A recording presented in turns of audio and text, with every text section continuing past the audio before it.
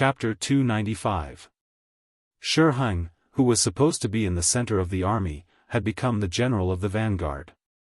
He had repeatedly ordered the infantry to keep up with him, making it difficult for the 30,000 ordinary soldiers. Without horses to ride, how could 2 legs be a match for 4 legs? As a result, the distance between the two sides grew larger and larger. Not only that, but the infantry had also grown longer and longer. Some soldiers had almost reached the corridor while others had just walked out of the Tianjin Guard. This long line of soldiers had far too many weaknesses, so many that Gao Xiong was able to quickly find several massive openings. Now that there was a loophole, it was equivalent to giving the enemy an opportunity. Gao Xiong didn't hold back anymore. Commander Gao, who had already reorganized the army, led the cold front and the auxiliary troops down from the sky. It was as if he had smacked the Ming army's head with a club. At the gates of the capital, the tense-faced Minister of War Ming, head eunuch Chen Guan of the Imperial Horse Directorate, and supervising eunuch Ru Zhu were standing on the city gates, their eyes anxiously looking into the distance. Finally, the dust began to rise, and the distant cavalry could be vaguely seen. "They're here, they're here." When Ming saw the cavalry bearing the banner of the great Ming dynasty appear, his expression relaxed, and his entire body went limp. After an anxious night of waiting, Shi Heng's return finally came. Now, he could finally let go of the burden in his heart. Even if there were any more dangerous situations, there would be someone powerful to take care of it. The 3,000 cavalry led by Shi Heng had truly arrived. Because they had charged at the very front, they had not been harassed, allowing them to safely arrive at the gates of the capital. His arrival was warmly received by the group led by Ming. "Where is His Majesty? What's the situation in the capital?" Shi Heng anxiously asked Ming and the others after dismounting from his horse. Ming could naturally understand Shi Heng's impatience, so he put on an understanding expression and said, "Governor Shi, His Majesty is waiting for you in the palace. Come with me as quickly as possible." The Jianghu Hall of the Imperial Palace. This was one of the 3 main halls of the Forbidden City and the smallest of the 3 halls of the outer court. It was located behind the Taihe Hall. The Jianghu Hall was where the emperor rested and practiced etiquette before going to the Taihe Hall to hold the ceremony. This was the emperor's private place. Being able to receive Shi Heng here was enough to show how much he valued him. As soon as he entered the Hall of Harmony, Shi Heng dropped to his knees with a thud and shouted respectfully, "Long live the emperor!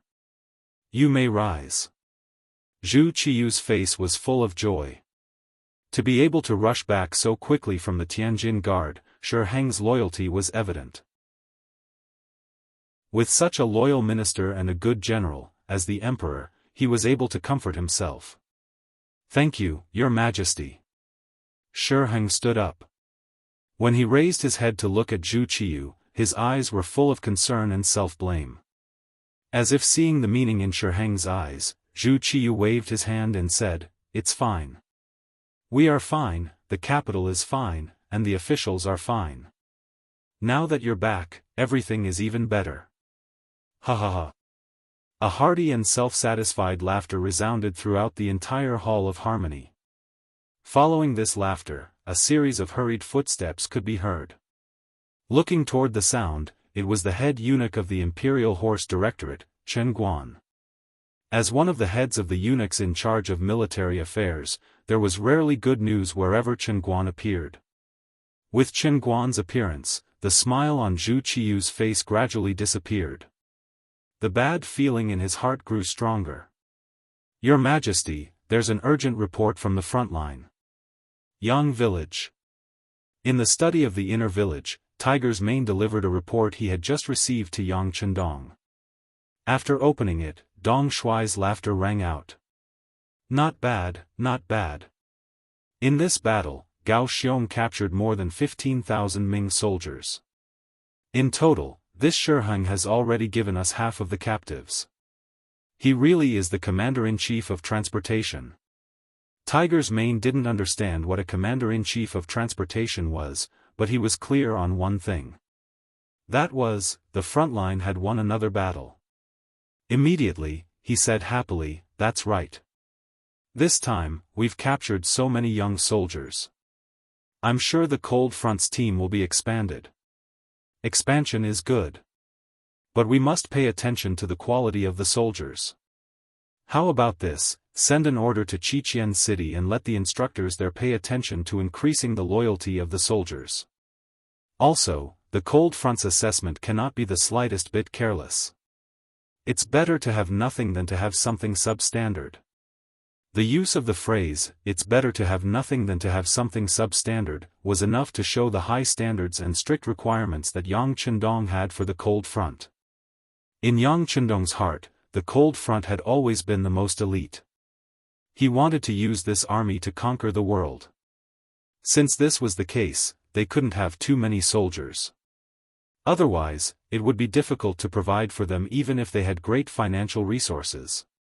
This required them to be few but good. This way, they could use the least amount of effort to leverage the greatest benefits. In reality, ever since the Cold Front had been established, it had never disappointed Yang Chendong. Just like this time, when they disguised themselves as Japanese soldiers, Gao Xiong had clearly written in the report that the Cold Front had no casualties. Only 20 or so auxiliary soldiers had died and 300 or so were injured. With less than 400 casualties, they were able to capture more than 25,000 Ming soldiers and take away more than 20,000 civilians near the Tiananwei port. Naturally, part of this was due to Shi Heng taking credit for himself and Zhu Qiyu's careless command. However, Ling Feng's own strength also played an important role. It was because they were the leaders and the core that they were able to achieve victory. This was the meaning of being an elite. On the other hand, if the Cold Front was mixed with sand and couldn't become the elite of the elite, how could they achieve great things? Therefore, the phrase, "it's better to have nothing than to have something substandard," was extremely appropriate. Tiger's Mane, who had always regarded the sixth young master's words as the truth, immediately agreed and went out to spread the news. After Yang Chendong was left alone in the study, he slowly sat down on a chair. Then, his gaze fell on the map on the wall. It was the location of Japan. Through his gaze, he seemed to have slowly penetrated the map. Not long after, he could see the inspiring scene of a bright five-starred red flag being placed there. In the palace, Chen Guan knelt on the ground and reported that the army was attacked when they returned to the capital and suffered heavy losses. Shi Heng, who was originally excited and waiting to hear the emperor's praise, knelt on the ground with a thud. Then, with a trembling voice, he said, "This subject is guilty, this subject is guilty." He led 30,000 soldiers and lost half of them on the way back. This was indeed a serious crime. If it was any other emperor, he would have been sent to prison. Naturally, Zhu Qiyu was also very angry. However, he knew that Shi Heng couldn't be moved at the moment. Without a general at his disposal, if this person committed a crime, he would face a situation where there would be no general at his disposal in the event of a crisis. Forget it. Governor Shi was just anxious to save the emperor. Zhu Qiyu was very dissatisfied and then spat out these words. He didn't mention his beloved subject, but directly said that Governor Shi had seen Zhu Qiyu's dissatisfaction. How could Shi Heng not hear it clearly? He knew that he had committed a grave mistake. At once, he kowtowed to the ground again and said, "Your Majesty, this subject requests to atone for his crime by performing meritorious deeds. This subject will definitely find the main force of the Japanese army and fight them to the death. We will rescue the prisoners and show the great Ming dynasty's courage." "Good, since that is the case, I will allow you to atone for your crime and perform meritorious deeds. I hope that this time, you can bring me good news. Go."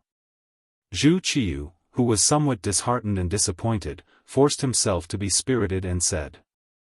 However, he was actually very depressed.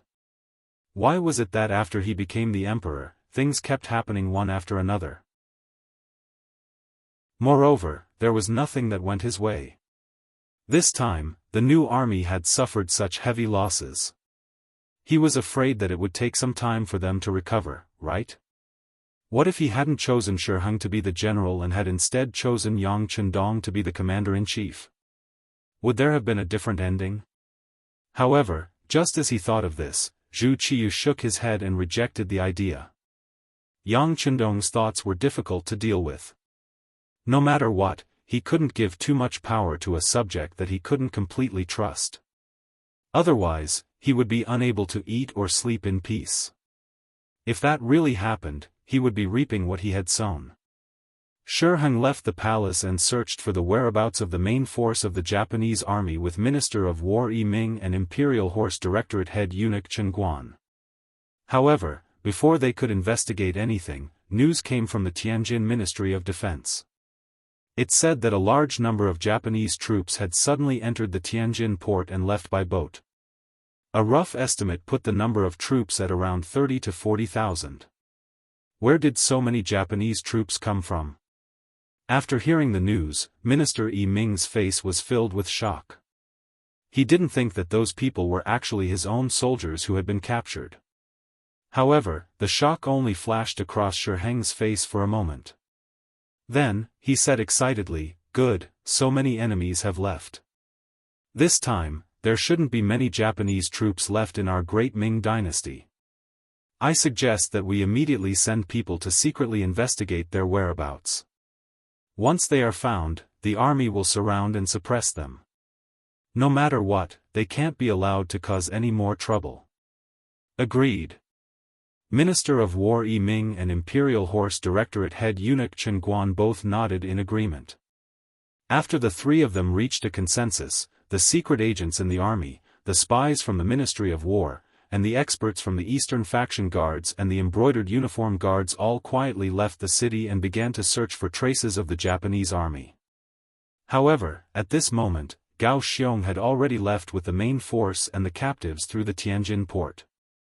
However, Nye Tong's figure was no longer on the boat. He was left behind, along with 2 companies of Cold Front's elites. They were following the 6th young master's orders and continuing to stir up trouble in the great Ming dynasty.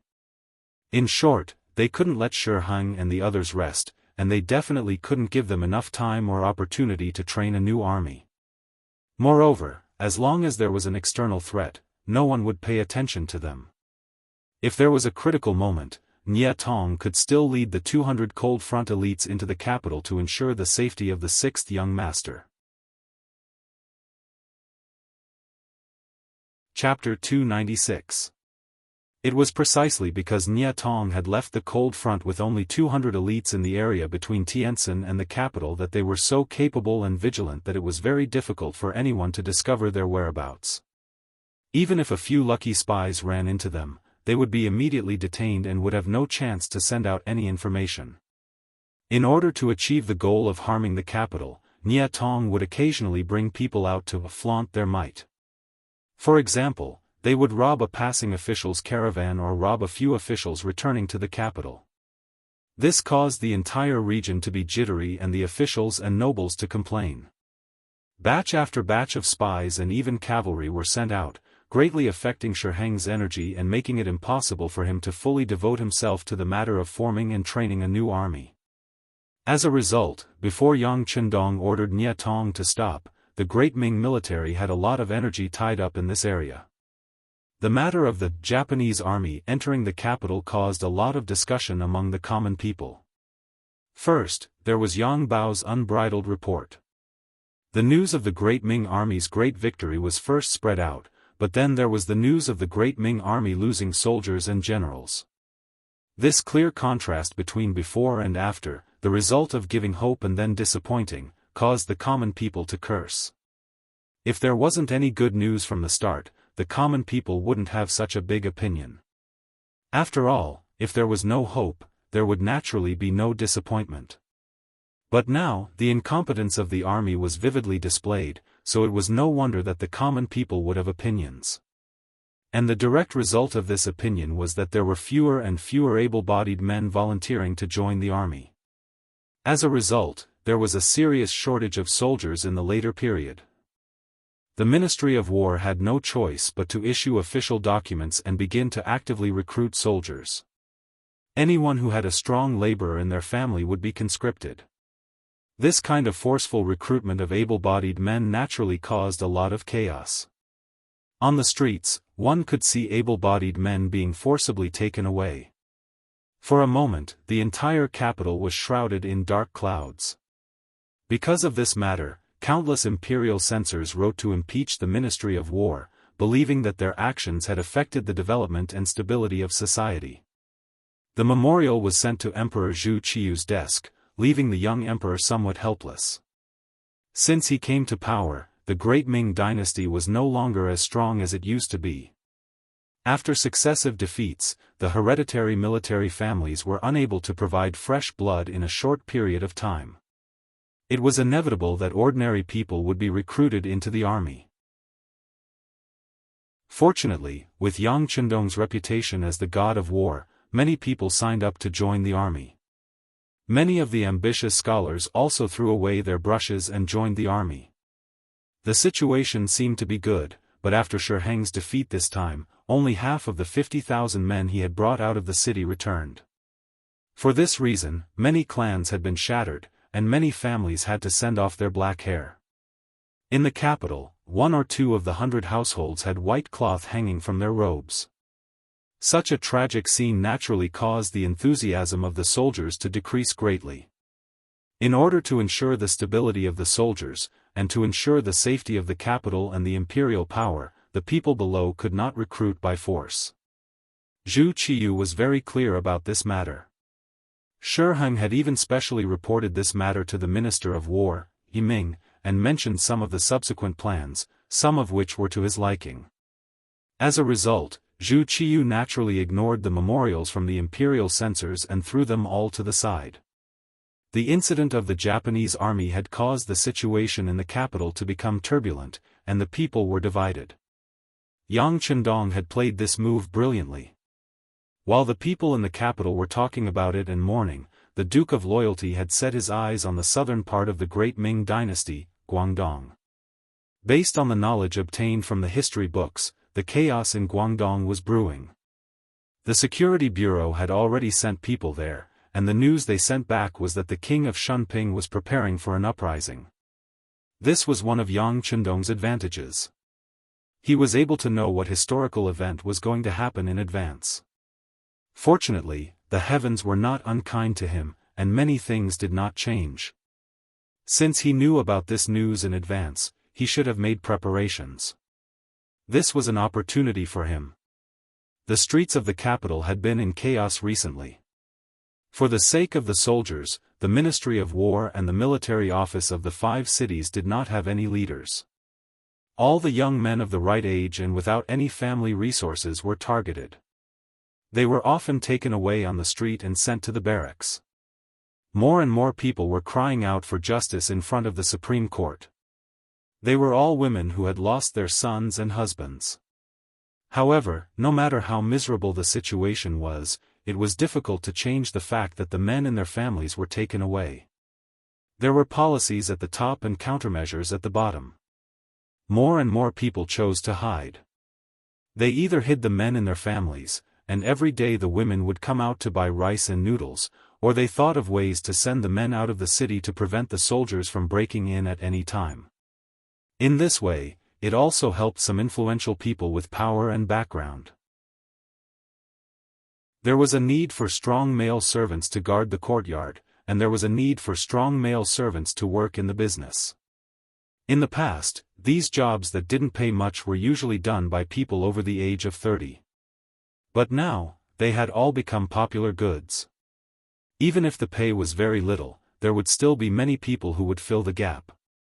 The Ming dynasty's corruption was evident from this. In the great Ming dynasty, there were always some people who had special privileges. For example, there were noble young masters who came from good families, or there were merchants who relied on powerful families and had good family resources, or there were scholars who passed the county-level examinations. Often, these people were either rich or famous, and the soldiers were not willing to offend them. It was precisely because of their status that they naturally became a privileged class. This conscription event had also allowed them to obtain countless benefits. Soon, there was even a special business, which was to escort those strong men out of the capital. As a reward, each person received a huge sum of money. It was not that some ordinary families with no money or power did not give them a chance. They would send the men out and sell the women. After signing a contract of 5 or 10 years, they would be able to ensure that the men in the family could safely leave the city. In this background where men were superior to women, men were like the heavens. It seemed that as long as they existed, the family would still exist, and it would be filled with hope. As a result, more and more women sold themselves. There were even some who directly sold their daughters, regardless of how naive they were. They should have been at a carefree age. This chaotic scene made the lives of the people of the capital extremely cheap for a time. Even ordinary households who couldn't afford to buy a servant girl could buy 1 or 2 at a low price, so that they could enjoy being the master of the household and take on the airs of a master. Outside the Yang family manor, a carriage drove back, followed by a squad of mercenaries wearing camouflage uniforms. But compared to before, there were a few girls who were only 12 or 13 years old or younger in the group. They all had tears in their eyes, and their faces were full of grievances and reluctance, as if they had just experienced some hardships.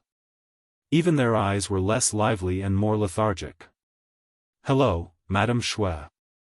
Ling Feng, who was guarding the outer courtyard of the Yang family manor, saw that the third madam had returned and hurriedly saluted. Then he looked curiously at the 6 or 7 little girls in the group, puzzled and puzzled. Soon, the carriage arrived at the inner courtyard. As soon as the carriage stopped, Xiao Yuxue, who was dressed in snow white, hurried out of the carriage and asked Ling Feng, who was guarding here, "Where are the first madam and the second madam?" "Third madam, they are watching fish in the backyard," Ling Feng replied in a respectful tone. As soon as he finished speaking, Madame Shui floated past him like a gust of wind. It seemed that she knew some kind of lightness skill that allowed her to fly on water. In the pond in the backyard, bright red koi fish were swimming at the bottom of the pond. Their every move could be seen through the clear water of the pond. When 2 koi fish met, they would make a small splash, which made Hu Yan and Xiao Yin, who were watching from the side, exclaim in joy. Spring was about to pass, and summer was coming. The weather was gradually getting hotter. Yang Qindong ordered some people to catch some koi fish in the pond for the madams to enjoy. Unlike Madame Shui and Madame Xiang, Hu Yan and Xiao Yin had not found what they wanted to do until now. Usually, they took turns to take care of the household. Occasionally, Hu Yan would give lessons to the servants in the manor, teaching them how to read and write. After all, she was Hu Zhao's granddaughter, so she was quite knowledgeable. However, the manor was not very big, and there were not many people. Even if she taught them something, it would not take too long. As for taking care of people, there were rules, and everyone was very self-disciplined, so there was really nothing to teach them. As for career, it was not as if the 2 women had not discussed this issue. Second Madame Xiao Yin had also thought about it. Since childhood, she was used to following the 6th young master. As long as she could stay by his side, she did not have any other skills. Taking care of the young master's basic necessities of life was enough. Originally, Hu Yan also wanted to talk about the matter of taking care of the household. However, after a long time of contact, her relationship with Xiao Yin was very good. In addition, this woman never fought for anything, so as the first madam, she naturally could not talk about the matter of taking care of the household. Later, she thought about how she had read some sages' books, so she thought that if possible, she could go to the academy to help. It could be seen that although the Yang family's academy was not large, 6th young master was still very attentive. He even took the initiative to take on the responsibility of being the head of the mountain. Logically speaking, with Yang Qindong's current status, he could have invited a great scholar to take on this position, and it would have been better for the outside world. However, he did not do that, but took on the heavy responsibility, which showed how much importance he attached to it. For this matter, Yuan had also mentioned it to Yang Chendong. In this regard, the sixth young master naturally did not care about it. With his wealth, it was naturally not a problem to support the madams, but if they wanted to do something, he would certainly support them. People always had to have something to do. This was not to make a living, but to pass the time. Chapter 297. As a result, Yuan became a lecturer in the Yang Academy. Every 7 days, she would give a lecture on etiquette, which was one of her specialties. As the granddaughter of the current Minister of Rights, she had learned a thing or two about etiquette from a young age. Today, there was no class, so the two girls invited each other to the garden to look at the fish. While they were enjoying the view, a white figure dashed into the courtyard. Who else could it be but Madame Shui? Slow down. How can you run so fast like the third madam? Yuan chuckled at the sight of Madame Shui rushing over like the wind. Sisters, you're so infuriating.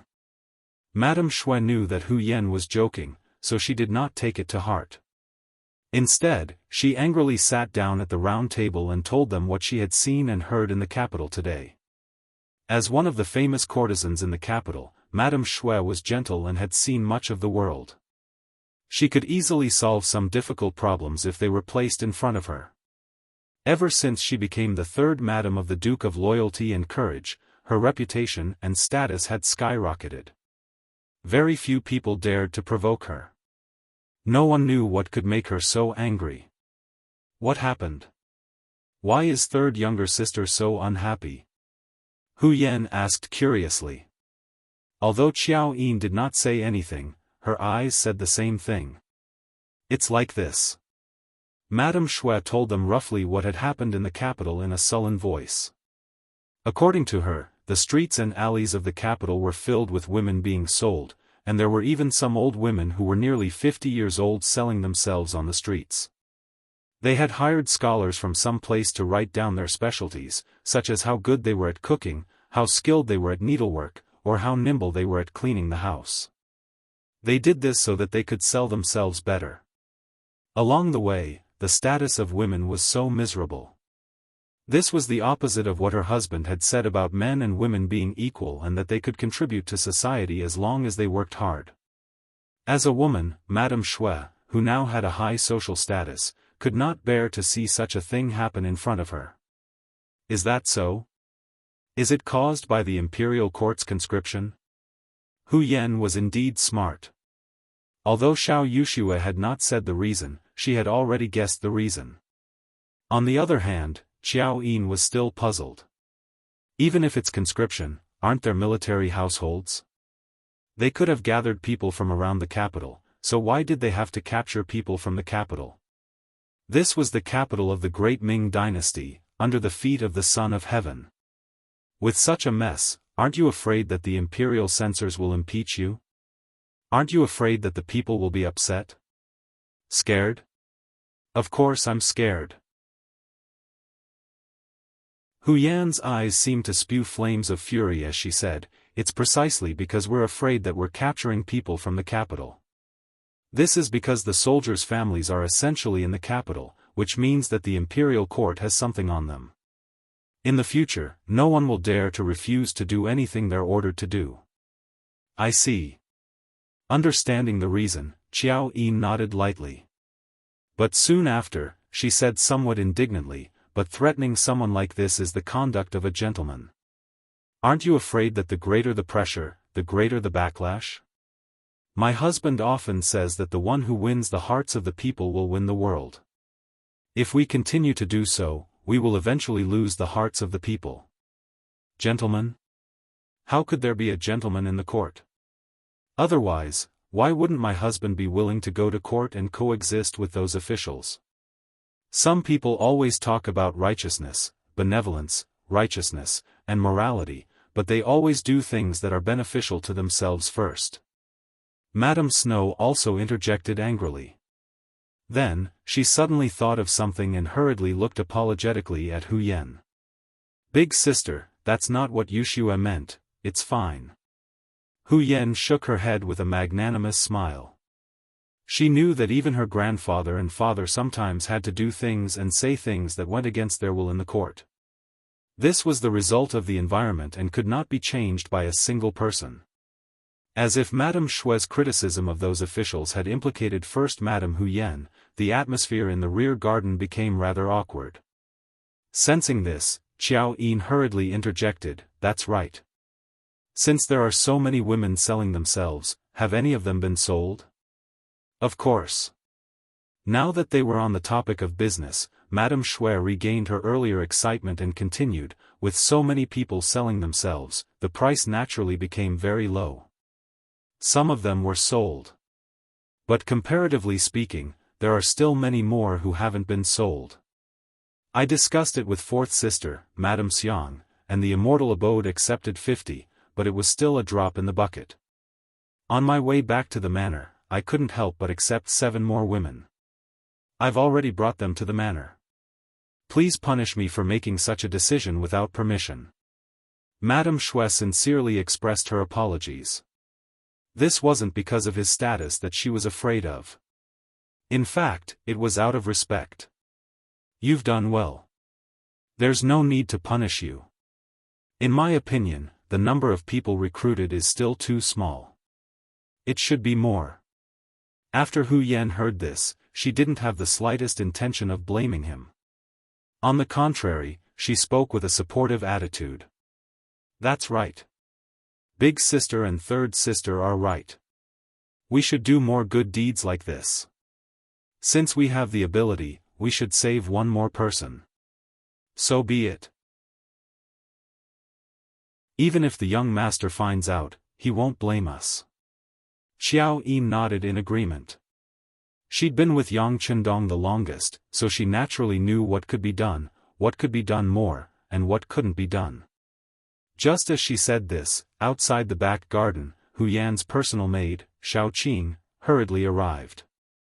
She first came to greet the 3 madams one by one, then said, "Seventh sister has returned, and with her, there are 10 girls around 10 years old. Each of them is very delicate and pitiful. Hee, it looks like seventh sister has also shown some kindness. Since that's the case, what are we waiting for? Let's hurry and save them." When Hu Yan heard that even Yang Duo had done this, how could they, who had been idle all this time, endure any longer? She immediately suggested this. "Okay." As the initiator, Madame Shui naturally raised her hands in agreement. However, second Madame Qiao Yin, who was used to listening to Yang Chendong, said hesitantly, "But the young master is still teaching in the academy. Shouldn't we inform him first?" Second sister also said that sixth brother is teaching. "How can we disturb him at will? It's better to do it first. I don't think he will blame us." Hu Yan shook her head. She didn't think it was troublesome. She was worried that Yang Chendong wouldn't allow it. After all, if they did it, they would save a lot of people. In that case, how should they deal with these people? Instead of worrying, it was better to do it first and take it one step at a time. Of course, she was also afraid that Yang Chendong wouldn't allow it. After all, this was a matter of the imperial court. She didn't know if there would be any adverse effects if she went to save people. As the legal wife, Hu Yan said so. The other sisters naturally couldn't say anything more. They ordered someone to get the silver, then went back to their room to change clothes. With the guards, they took the carriage and went straight to the capital. In the Yang family academy. Today, Yang Chendong taught everyone a physics experiment. A lot of experimental equipment had been prepared before. This brand new course gave everyone a refreshing feeling. Every student was full of interest, so much so that many people asked him all kinds of questions during lunch. He was so busy until the evening. When it was time to light the lamps, Yang Chendong dragged his slightly tired body back to the manor. As soon as he entered the manor, he saw all women. There were young women who were 3 or 4 years old, and there were even older women who were more than 50 years old.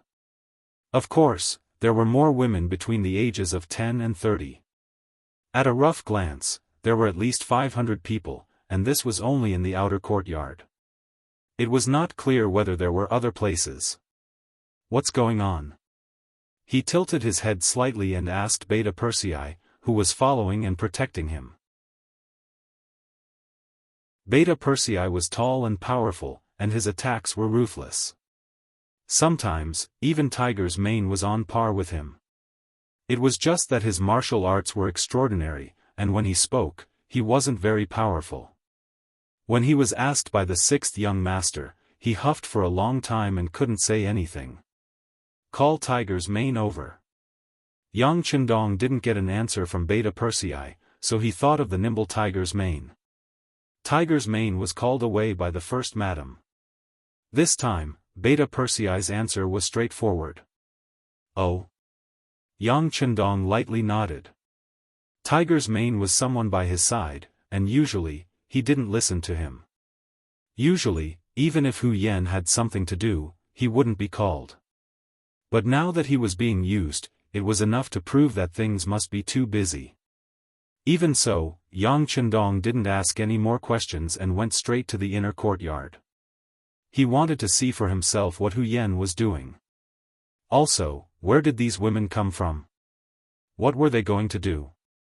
In the inner courtyard of the Yang family manor, Hu Yan took a sip of tea and after slightly quenching her thirst, she continued to speak to Tiger's mane. I'll leave the arrangements for these people to you. When my husband asks, I'll tell him. What are you talking about? Yang Qindong just walked in at this time and immediately asked in a loud voice. Young master. Hearing Yang Qindong's voice from behind, Tiger's mane quickly turned around and bowed respectfully. In response, Yang Qindong waved his sleeves and said, What's the hurry? This. Tiger's mane didn't know how to answer in front of Hu Yan, so he hesitated. However, the first Madam Hu Yan, second Madam Qiao Yin, third Madam Shui, and seventh Madam Yang Duo all stood up at the same time. Hu Yan took the lead to answer, Sixth young master, I'm instructing Tiger's mane to settle the women I bought. Women you bought? Yang Qindong repeated with some confusion. Yes, the situation is like this. In the following time, Hu Yan roughly explained the situation in the capital. In the end, she mentioned that she, several sisters, and seventh Madam Yang Duo couldn't bear it and bought 800 women.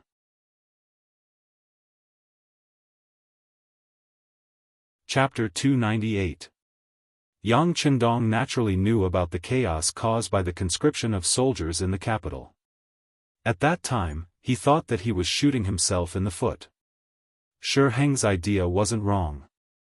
Using the able-bodied men of the capital with their families would naturally guarantee their loyalty. It was also because of this that Zhu Qiyu allowed the conscription of soldiers. However, they didn't think that there were pros and cons to this. Didn't they know that a forcefully picked melon wasn't sweet? Wouldn't such a forceful act of breaking up families incur a backlash of anger? Besides, with the Great Ming's culture of emphasizing culture and suppressing military force, how much could the salary of the soldiers be? If the able-bodied men joined the army, did they consider how the women and their families would live? If the women lost their livelihood and starved, how could they serve their masters wholeheartedly? How could there not be chaos? This was clearly Shi Heng's short-sightedness, and he would eventually pay the price for it. However, he didn't expect that the women would sell themselves as slaves or maids. He also didn't expect that the madams would suddenly make a move. In just a day, they had bought 800 men.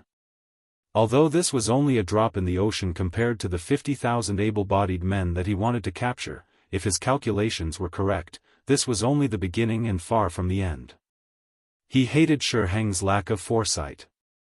Rather than thinking about how to increase the loyalty of these soldiers, it would be better to think about how to improve the treatment of these soldiers. As long as the salaries were sufficient, the military households and guard stations around the capital wouldn't be so empty. Speaking of which, this had a lot to do with Yang Qindong's actions. If he hadn't changed history and saved Zhu Qizhen on the battlefield, the great Ming dynasty wouldn't have been divided into two. Even if those soldiers didn't want to do anything, they wouldn't know where to escape to. But now, Yingzong's substitute sect had two places to choose from, giving these military households another choice. The Security Bureau had already sent news that many of the soldiers in the north who had been recorded had gone to the south and sought refuge in Yingzong's land because of the unfair treatment. In that place, they could be re-registered and acquitted, and they would even be treated better. In this way, Shiheng naturally felt that he had no soldiers to recruit, so he was forced to beat up these able-bodied men of the capital. It was recorded in history that during the Ming dynasty, there were more than 1.5 million troops stationed there, and at the peak of development, there were more than 2 million. From this, it could be seen that the military system was still very complete. This also made it so that the great Ming dynasty did not have to worry too much about military resources. But now, under the rule of one country and two emperors, the military could run around at any time without suffering any punishment, which led to all kinds of unexpected situations. This accident eventually implicated Yang Chendong, who had changed everything. When he looked at the 800 women in the manor, it would be a lie to say that he didn't have a headache. Of course, if these women appeared in Crimson City, there would be no problem in settling them down. Whether it was a garment factory, a paper factory, or a glass factory, they could all be easily arranged. And these people were simply not enough. But in the capital, in the Yang family manor, there were simply too many people. Hu Yan and the others were doing a good deed, so Yang Chendong could not refuse. After all, these were Han people. Even if the madams did not help, Yang Chendong would not leave them in the lurch. Then the problem now was, how should he settle them down? 800 mouths, and this was only the first day. This number might double tomorrow. As for what it would be like in the end, Yang Chendong did not dare to think about it. If these people all relied on him, even if he was rich and overbearing, he would still feel strained eventually. Of course, the most important reason was not to raise idle people, and not to let others develop the habit of eating and being lazy. This was the most important reason. Yang Chendong stood there and thought for a long time. Hu Yan saw that her husband's expression seemed to be a little uncertain, so she asked softly, "Lu Lang, did I do something wrong?" "It doesn't matter, I can save my own expenses." "No." Yang Chendong drew a long arc at the corner of his mouth and said with a smile, "How could Yan be wrong? This was originally a good deed. I was just thinking about how to settle them down and give them a way out." Hearing that Yang Chendong did not mean to be angry, Hu Yan's expression immediately became much brighter. "Yes, this is a good deed. Lu Lang doesn't know that if these women were sold to other families, they would probably suffer a lot. As long as they come to us, they will not be bullied. Also, Lu Lang is the best. He will definitely think of a good way to solve this problem." "Yes, Lu Lang will think of a way." Yang Chendong agreed with a smile. But the following night, he had a headache. In the first half of the night, he energetically cleaned up Hu Yan, Xiao Yin, and Madame Shui. Perhaps they thought that it was a mistake to buy 800 women without asking for permission, so they worked extra hard that night. But in front of Yang Chendong, they were still defeated. In the second half of the night, Yang Chendong returned to his study and sat there until daybreak. His body had always been in good condition, especially after coming back to this world. Sometimes, he even wondered if his body had undergone some sort of transformation. Even if he didn't sleep at all, he could still do what he was supposed to do the next day without feeling too tired.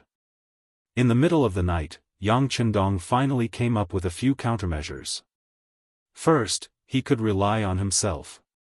Give these women a certain amount of money and let them do what they liked, but they would have to pay a certain amount of money to the Yang clan every month.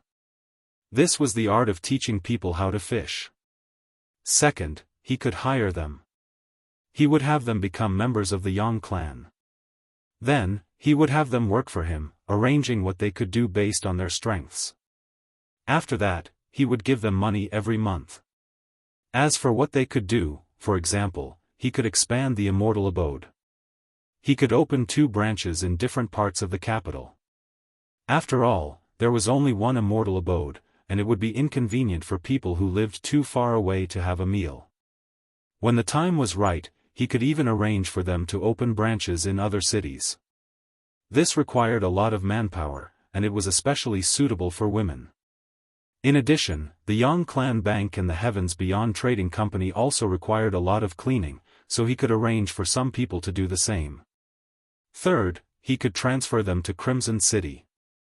As he said before, Crimson City was growing by the day. It was precisely for this reason that the rapid development of the city had led to a shortage of manpower. The addition of these women would greatly alleviate this problem. Fourth, he could choose a few people to become his students. He could choose a few young and clever ones to enter the Yang Clan Academy to study.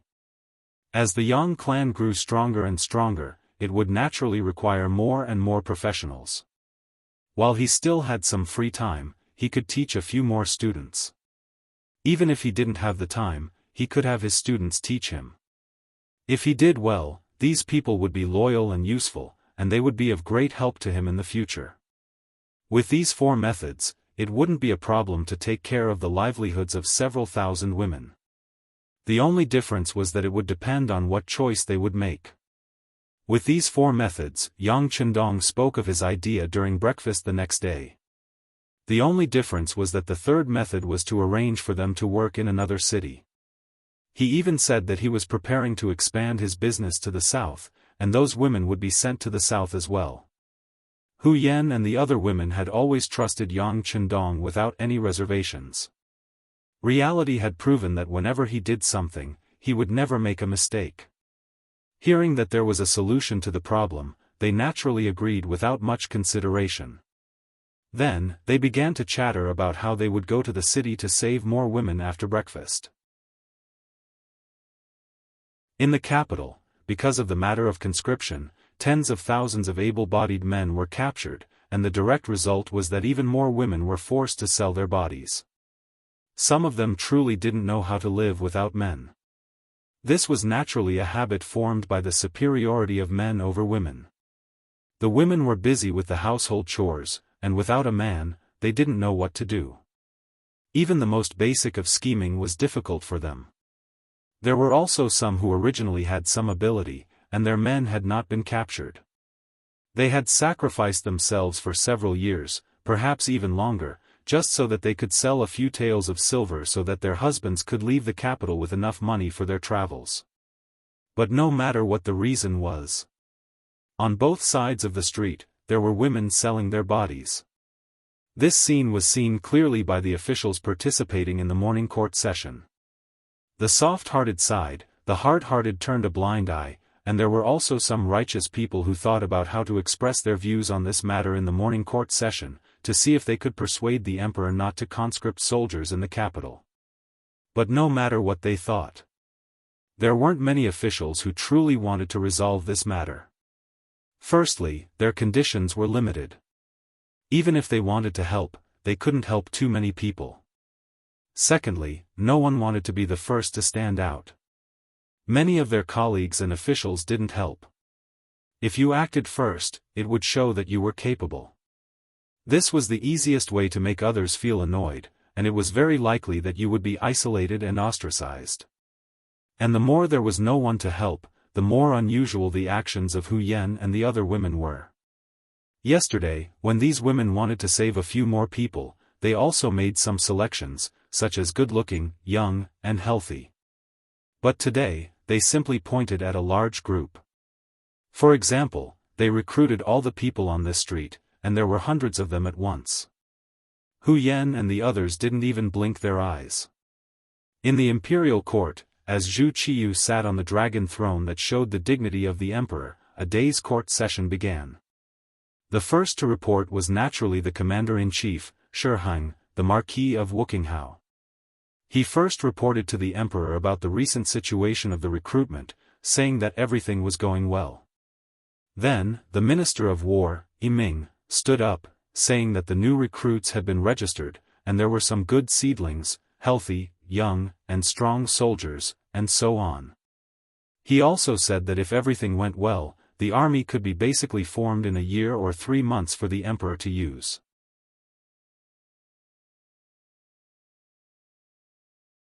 Chapter 299. Hearing this, Zhu Qiyu's face lit up with joy. Although the Great Ming Dynasty emphasized culture and suppressed military might had always been indispensable.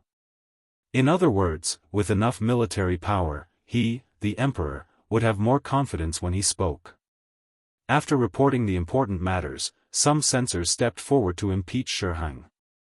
The general idea was that the conscription of soldiers in the capital had caused the people to suffer, that women who could not survive could be seen on the streets, and that it was true that families were broken and people were dead. 2 censors stepped forward one after another. Their expressions were solemn, and they even looked like they were going to reprimand Wang Chong to death. Since ancient times, it was a glorious thing for civil officials to die because of reprimands, and for military officials to die in battle, as if they could leave their names in history. The moment the censors stepped forward, Zhu Qiyu's face was filled with displeasure. He even glanced at censor of the right, Chen Yi, more than once. In response, this official in charge of the censorate lowered his head. Who didn't know that the imperial censor only had the right to hear rumors and speak? Furthermore, what he said was true and what he saw with his own eyes. How could he stop the imperial censor? The 2 censors were still speaking aggressively. The general idea was that if this continued, the capital would fall into chaos, and the people would be in an uproar. This would be detrimental to the country, and so on. Those who wanted to do great things did not care about trifles.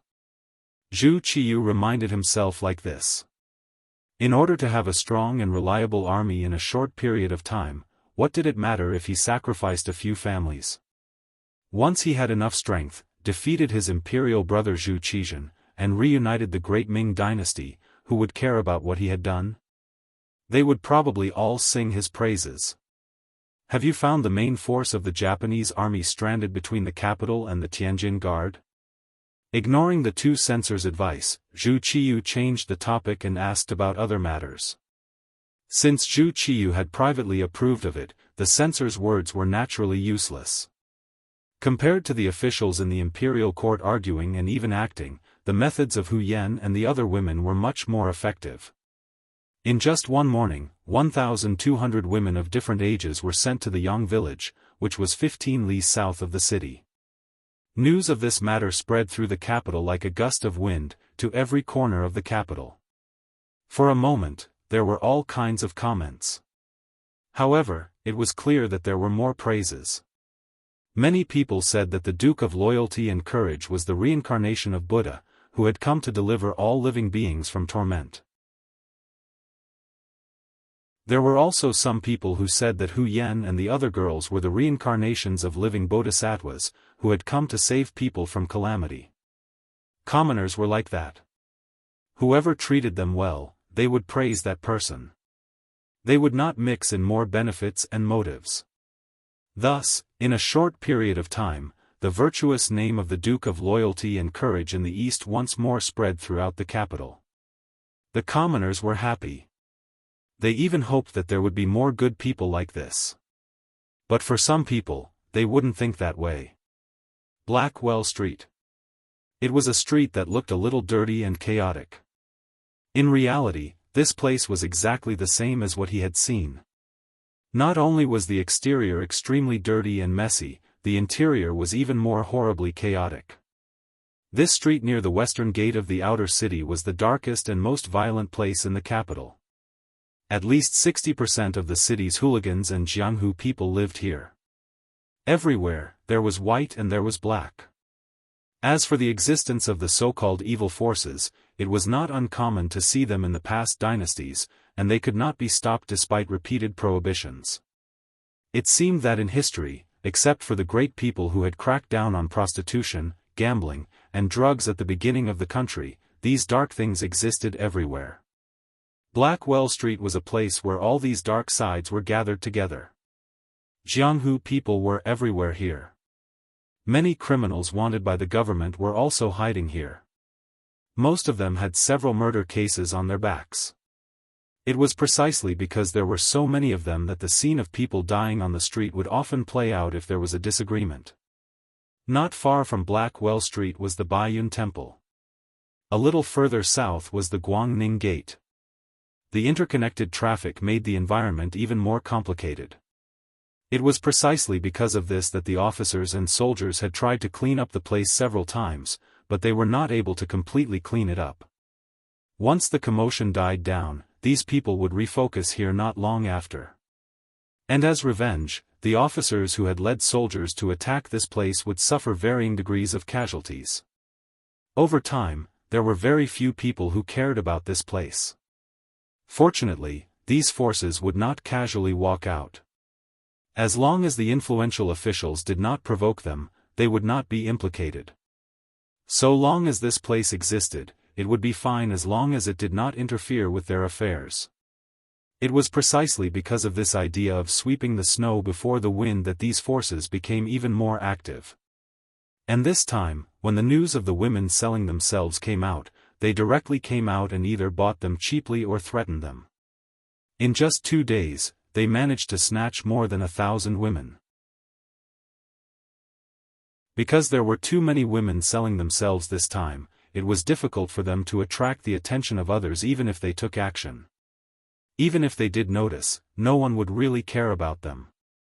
After all, if these women were not digested through various methods, it was likely that they would starve to death. But their mistake was that they actually dared to snatch the women from 2nd Madame Xiao Yin. Old Mountain Street. Like its name, it was an old street that had existed for several hundred years. But because of its long history, the layout of this place was rather messy.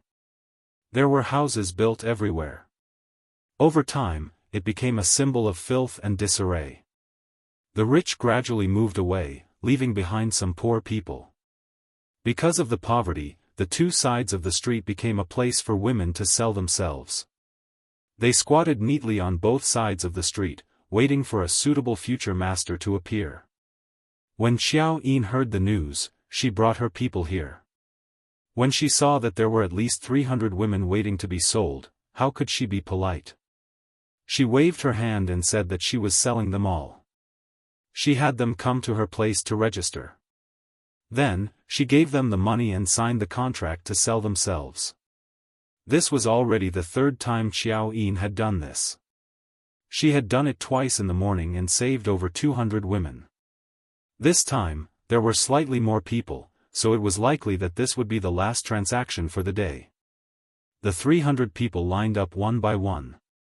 It was not that fast, but it was still possible to complete the transaction in an afternoon.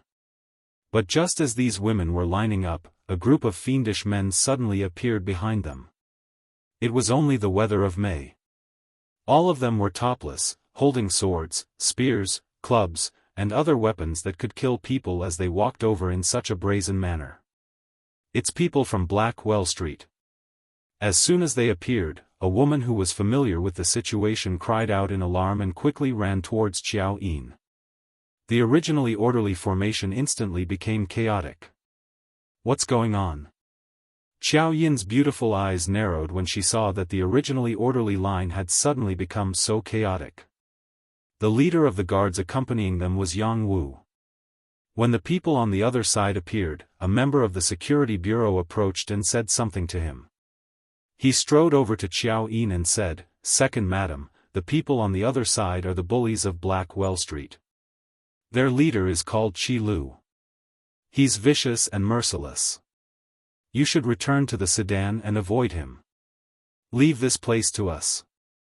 Don't cause trouble." Xiao Yin knew how powerful Yang Wu and the others were.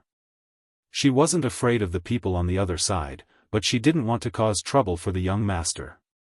Yang Wu understands. At that moment, Xiao Yin returned to the sedan accompanied by a few maids. Yang Wu left 4 cold blade guards behind to protect her while he led the other 6 guards to welcome Qi Lu. Qi Lukang was tall and sturdy, with a fierce expression on his face. He held a demon-headed blade in his hand. The blade was heavy and the back of the blade was pressed against his exposed shoulder. He looked fierce and fiendish, revealing a mouthful of large black teeth. He walked over with large strides and stopped 10 steps away from Yang Wu. Yang Wu and the 6 men from Lingfeng also came to a stop. They first sized up the other party, then cupped their fists and said, "I am Yang Wu from the Yang family manor. Are you third Master Qi? I've heard so much about you." After Yang family manor's name was announced, Qi Lu's gaze didn't change much. His gaze was still condescending. "Heh, since you know my name, you still dare to appear here. It shows that you have some guts. Yang family manor, right? It's the land of the Duke of Loyalty and Courage. Fine, since that's the case, I won't bicker with you about your impudence.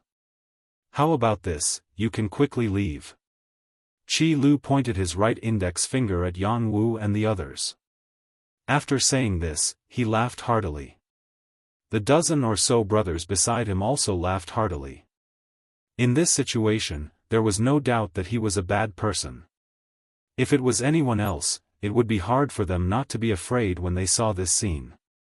However, when it came to Yang Wu, who was accompanied by 6 Lingfeng elites, such a small scene was nothing in his eyes.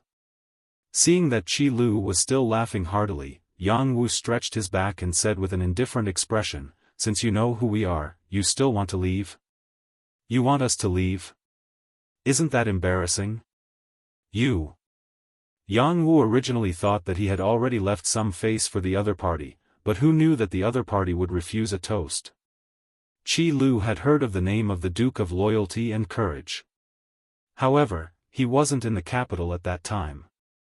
After more than a year, when he came back, he heard about the East Marshal and the Duke of Loyalty and Courage. A duke was indeed scary, but to people like them who lived on the edge of a blade every day, there was no tomorrow. Generally, there was nothing that could scare them. Not to mention, those who had a duke title in his eyes were usually people who had made some contributions but were outside of his authority. Thus, he didn't put them in his eyes.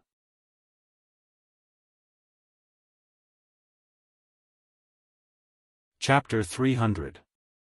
Rather than saying that he was giving face to the Duke of Loyalty and Courage, it would be better to say that he was giving face to the Emperor. He didn't want to make a big fuss. However, he had already given them a way out, but they didn't want it, so they couldn't blame him. As far as Qi Lu was concerned, the only people who could make him obediently give face to were his eldest brother and second brother. As for other people, even if it was the Emperor, he wouldn't put them in his eyes. It was because of this arrogance that after hearing Yang Wu's words, his expression changed. Then, he looked up to the sky and laughed arrogantly. "Good, good. It's been a long time since someone dared to speak to me, Third Master Qi, like that." "Right, what did you say just now? You want face, right? Actually, I want to give it to you, but you need to have the ability to do so." Third Master Qi, don't play with words. I want to see your strength." Facing Qi Lu's provocation, Yang Wu's face didn't show the slightest fear. What a coincidence. I also don't like to use words to solve problems.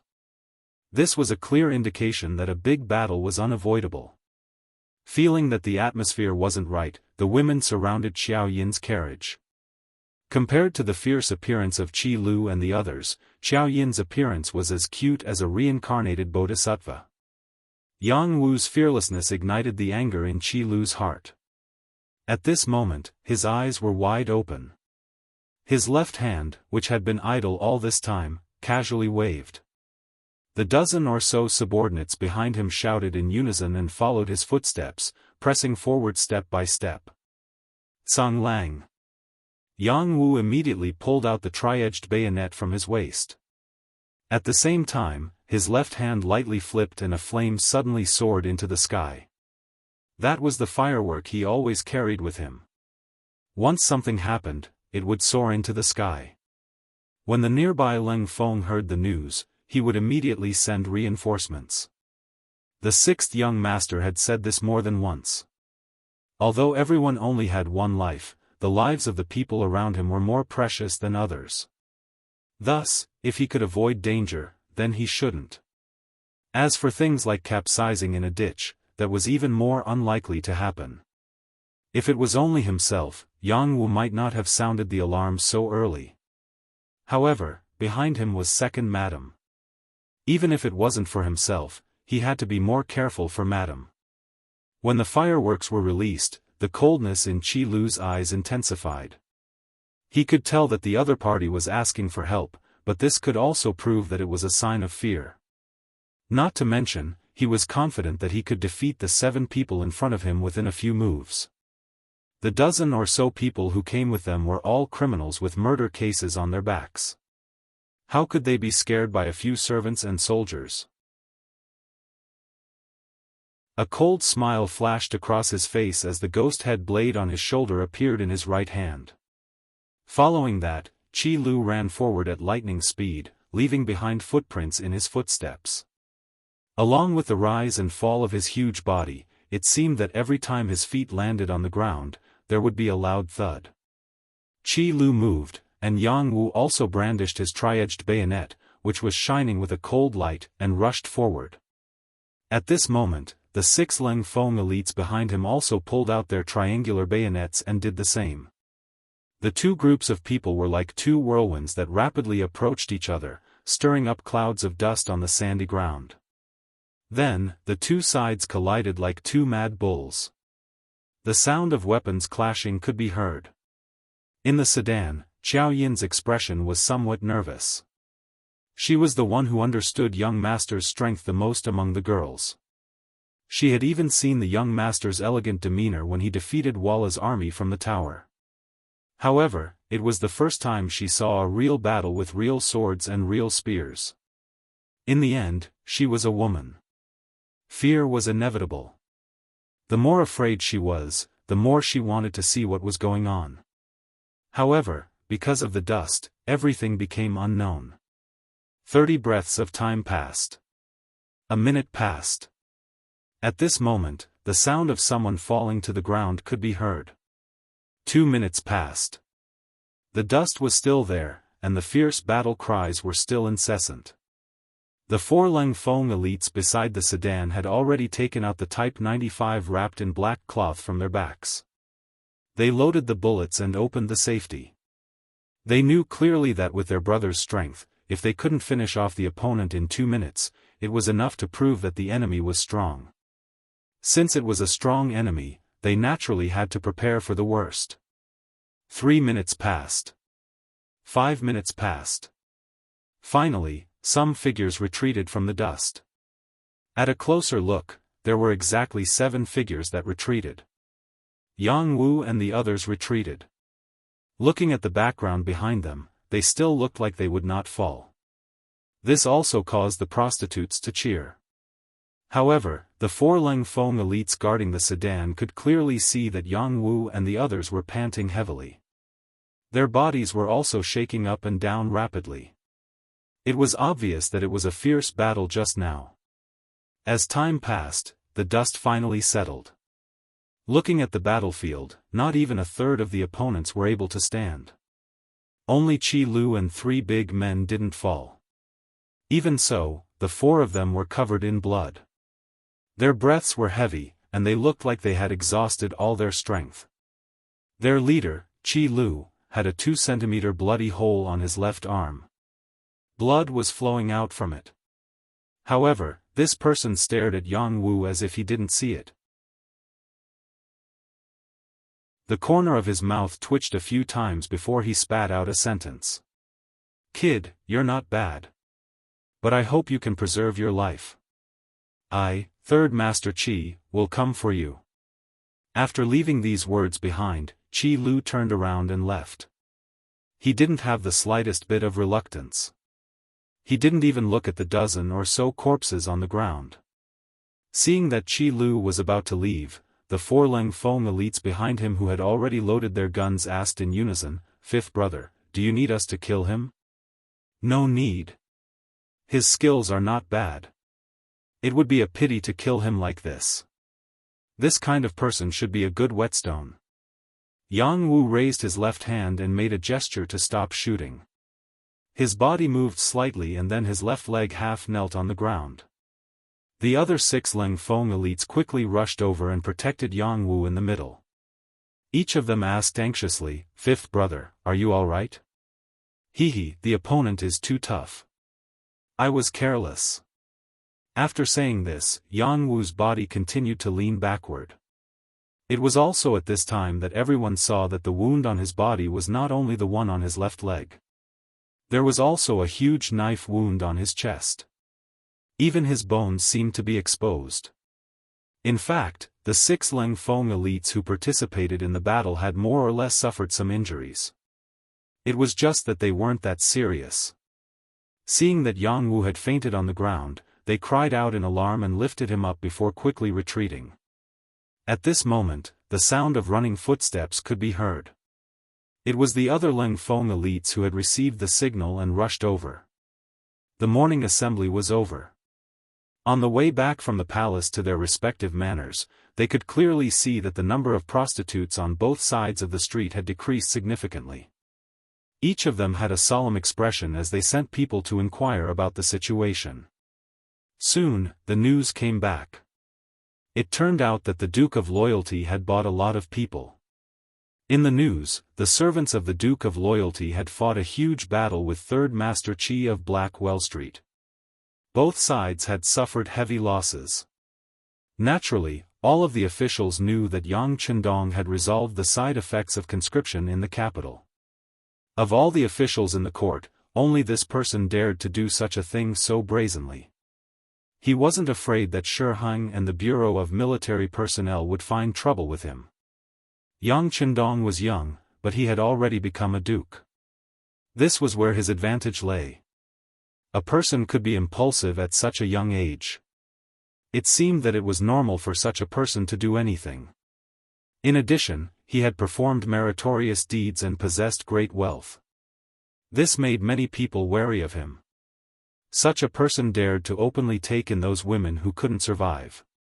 It was easy for others to take his actions for granted. There were even some righteous and impartial officials who praised Yang Chendong's actions in their hearts. However, there were also some officials who thought that the Duke of Loyalty was trying to buy people's hearts. Perhaps there were some things that they couldn't do, but they didn't want others to do it. Otherwise, whoever did it would be his enemy. It was precisely this group of people who harbored hatred in their hearts, but they couldn't do anything. After all, this person had performed great meritorious deeds for the court. If they had to calculate it seriously, perhaps even the emperor owed him a great favor. In addition, he had a marriage alliance with the Minister of Rights, Hu Shao. How could such a person be so easy to deal with? It was precisely because they couldn't do anything that they secretly praised the Duke of Loyalty in their hearts when they heard that he had fought with Third Master Qi of Blackwell Street. They even thought that this time, the Duke of Loyalty had kicked a stone and was going to suffer a little. Therefore, Blackwell Street, which no one wanted to provoke and was afraid of trouble, became the focus of all the officials. This was especially so for Commander Shiheng. After hearing the news from his subordinate, he even clapped his hands in delight. Good, good. Blackwell Street is a stubborn rock and also a dirty puddle. Whoever encounters it will be in trouble. This Duke of Loyalty actually provoked them. There will be a good show to watch. How about this, send someone to keep an eye on that place. I want to see whether boss who is more powerful or this Duke of Loyalty who is not afraid of death can take advantage of it. After saying this to his subordinate, Shiheng seemed to still feel unsatisfied. As if he had thought of something, he suddenly stood up and said to his personal guard, "Make the arrangements. Marquis wants to enter the palace to meet the emperor." At this time, Shiheng was like a fly that had seen a cracked egg. He was full of fighting spirit. However, what he didn't expect was that he wasn't the only one who received the news to enter the palace to meet the emperor. The Minister of War, Yi Ming, also heard the news after returning home and hurried to the palace. The two met in front of the palace gate. When they saw each other, they were first stunned, then burst into laughter. At this moment, it was as if they had seen through each other's thoughts.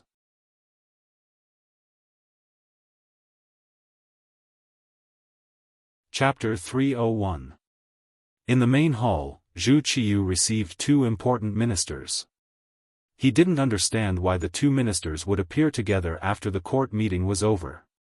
When he looked at Shi Heng and Yi Ming suspiciously, the two ministers said in unison, "Your Majesty, the opportunity has come." The opportunity had indeed come.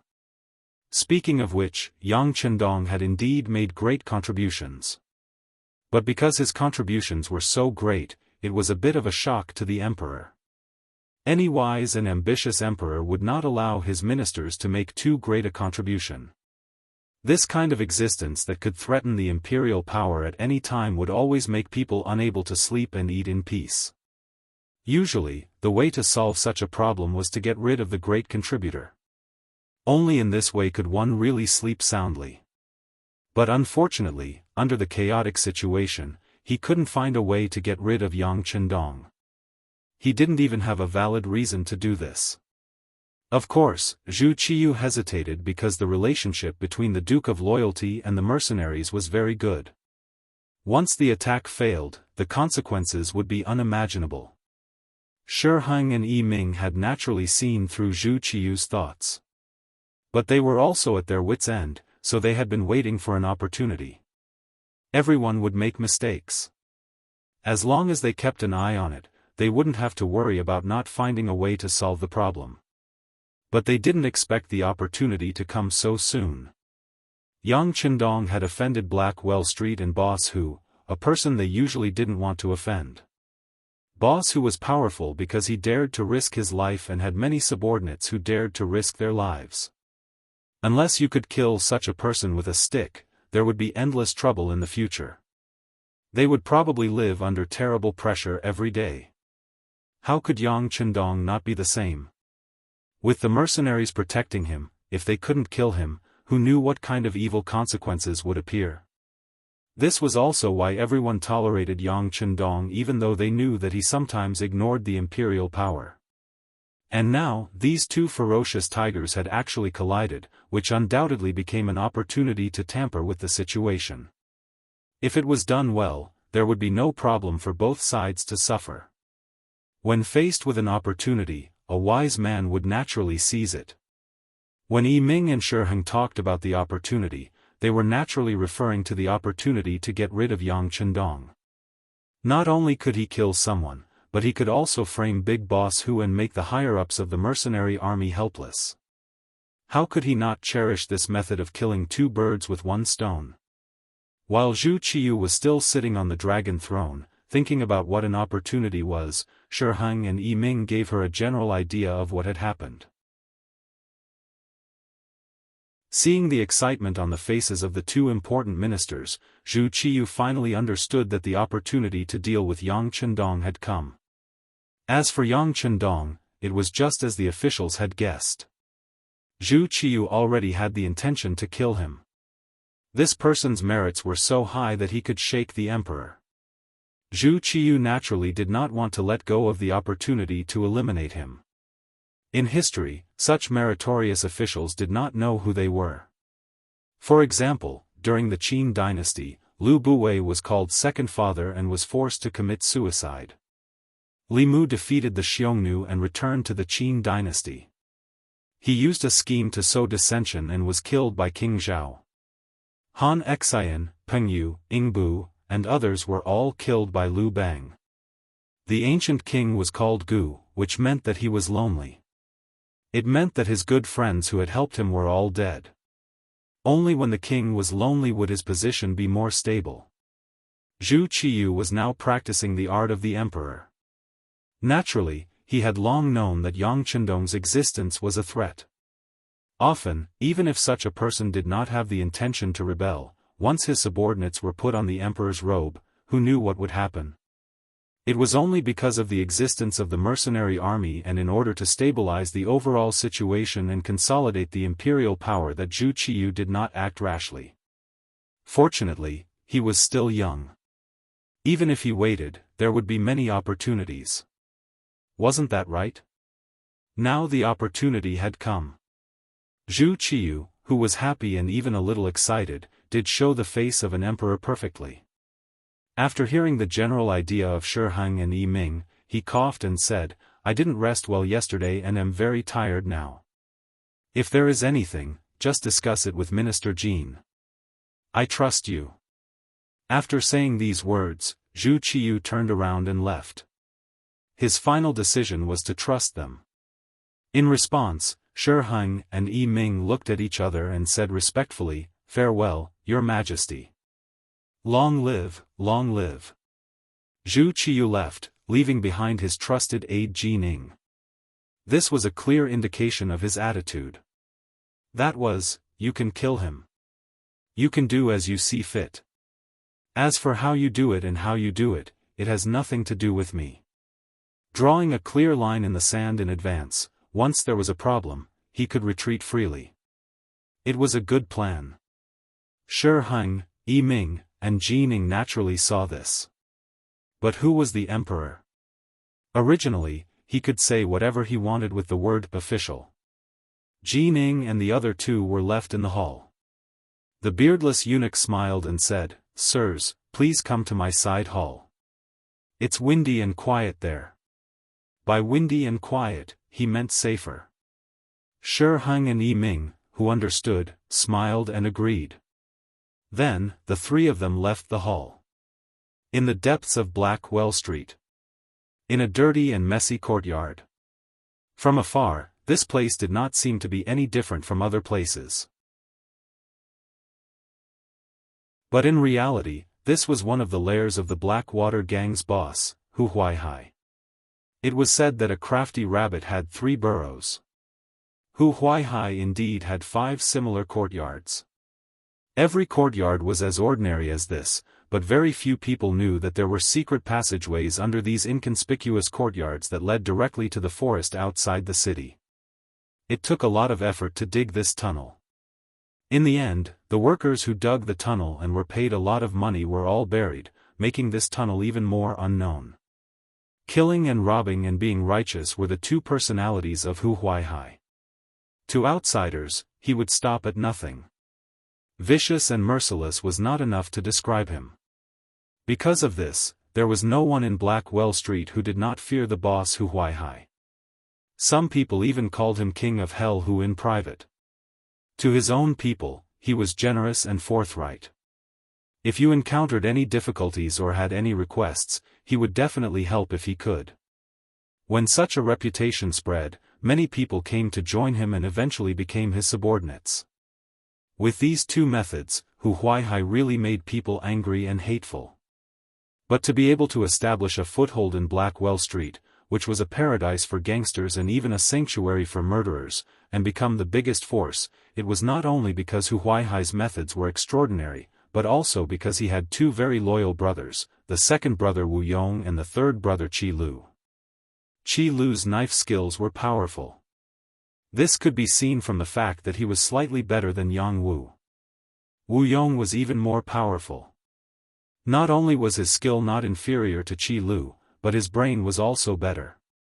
Many times, when Hu Huaihai, as the boss, made important decisions, his opinion was the most important. At this time, in this ordinary small courtyard, Hu Huaihai was looking at Qi Lu, whose left arm had been bandaged, with concern. He said, "Third brother, how is your arm?" "What did the doctor say?" "Big brother, it's fine. It won't be long before brother can be lively again." Qi Lu's expression was calm, but the light of anger in his eyes was flickering. It could be seen that the injury was not as simple and easy as he said. The triage bayonet was a very powerful weapon. In the future, even the United Nations banned it. It could be seen that its lethality was huge. After being stabbed by Yang Wu, blood kept flowing out, forcing Qi Lu to stop and return. Fortunately, there was an excellent wound medicine here. In addition, the injury was not a vital part, so the bleeding finally stopped. But the doctor also said that even if the arm was healed, it would not be as flexible as before. Thinking that half of his good left arm was crippled, how could Qi Lu not be angry? Just when Hu Huaihai asked, he said with a face full of hatred, "Big brother, this time brother suffered a loss because of this weapon. No matter what, I have to take revenge. Otherwise, how can I have a foothold in the world in the future? That's natural. Since brother was bullied, big brother naturally has to take revenge. Second brother, tell me, what should we do?" Hu Huaihai replied magnanimously. Then, his gaze fell on the second brother, Wu Yong, who had been thinking with his eyes closed. Wu Yong, who was known as the military advisor, slowly opened his eyes after Hu Huaihai asked the question.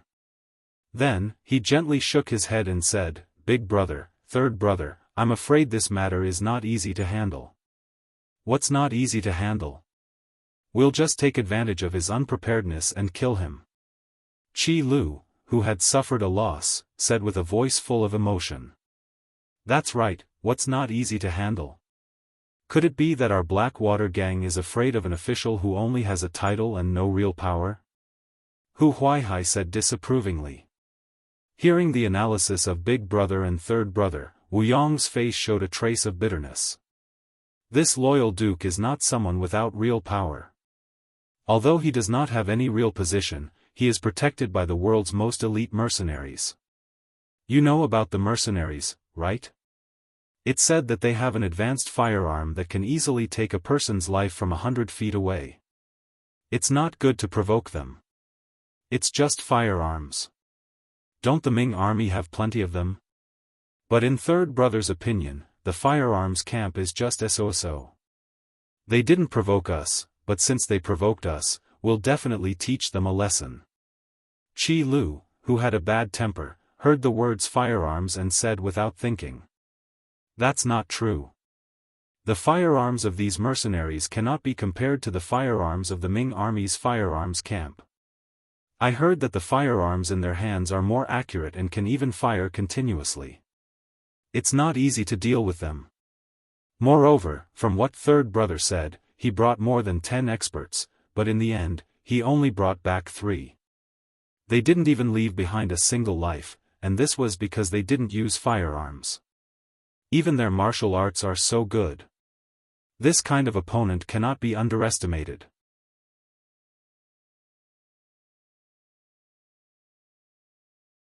Chapter 302. Wu Yong kept explaining. However, when he said the last sentence, Hu Huaihai's eyes lit up after hearing it. Second brother said that we can't underestimate them. That means we can still deal with them, but we need to plan carefully, right? Is that so, second brother? Hearing that there was still a way, Qi Lu couldn't help but be interested. Yes, we need to plan wisely. How about this, give me 2 days to investigate the other party's background. Wu Yong nodded. He had a feeling that this great Ming Empire's loyal duke, who had just reached 20 years of age, would not be easy to deal with. However, even though Old Third had suffered a loss, if they just admitted it like this, then how could the Blackwater gang be looked up to in the future? How could they have a foothold? In other words, they had to make a move. It was just a matter of how they did it. In short, when facing such an opponent, they either didn't make a move, or if they did, they would make a move. They definitely couldn't give them a chance to counterattack. Yang family manor. Yang Wu was actually carried back. This matter instantly alarmed Yang Chendong, who was teaching students at the Yang family academy. When he strode into the courtyard, he saw Tiger's man and the others standing there angrily. He asked in a deep voice, "Who can tell me what's going on?"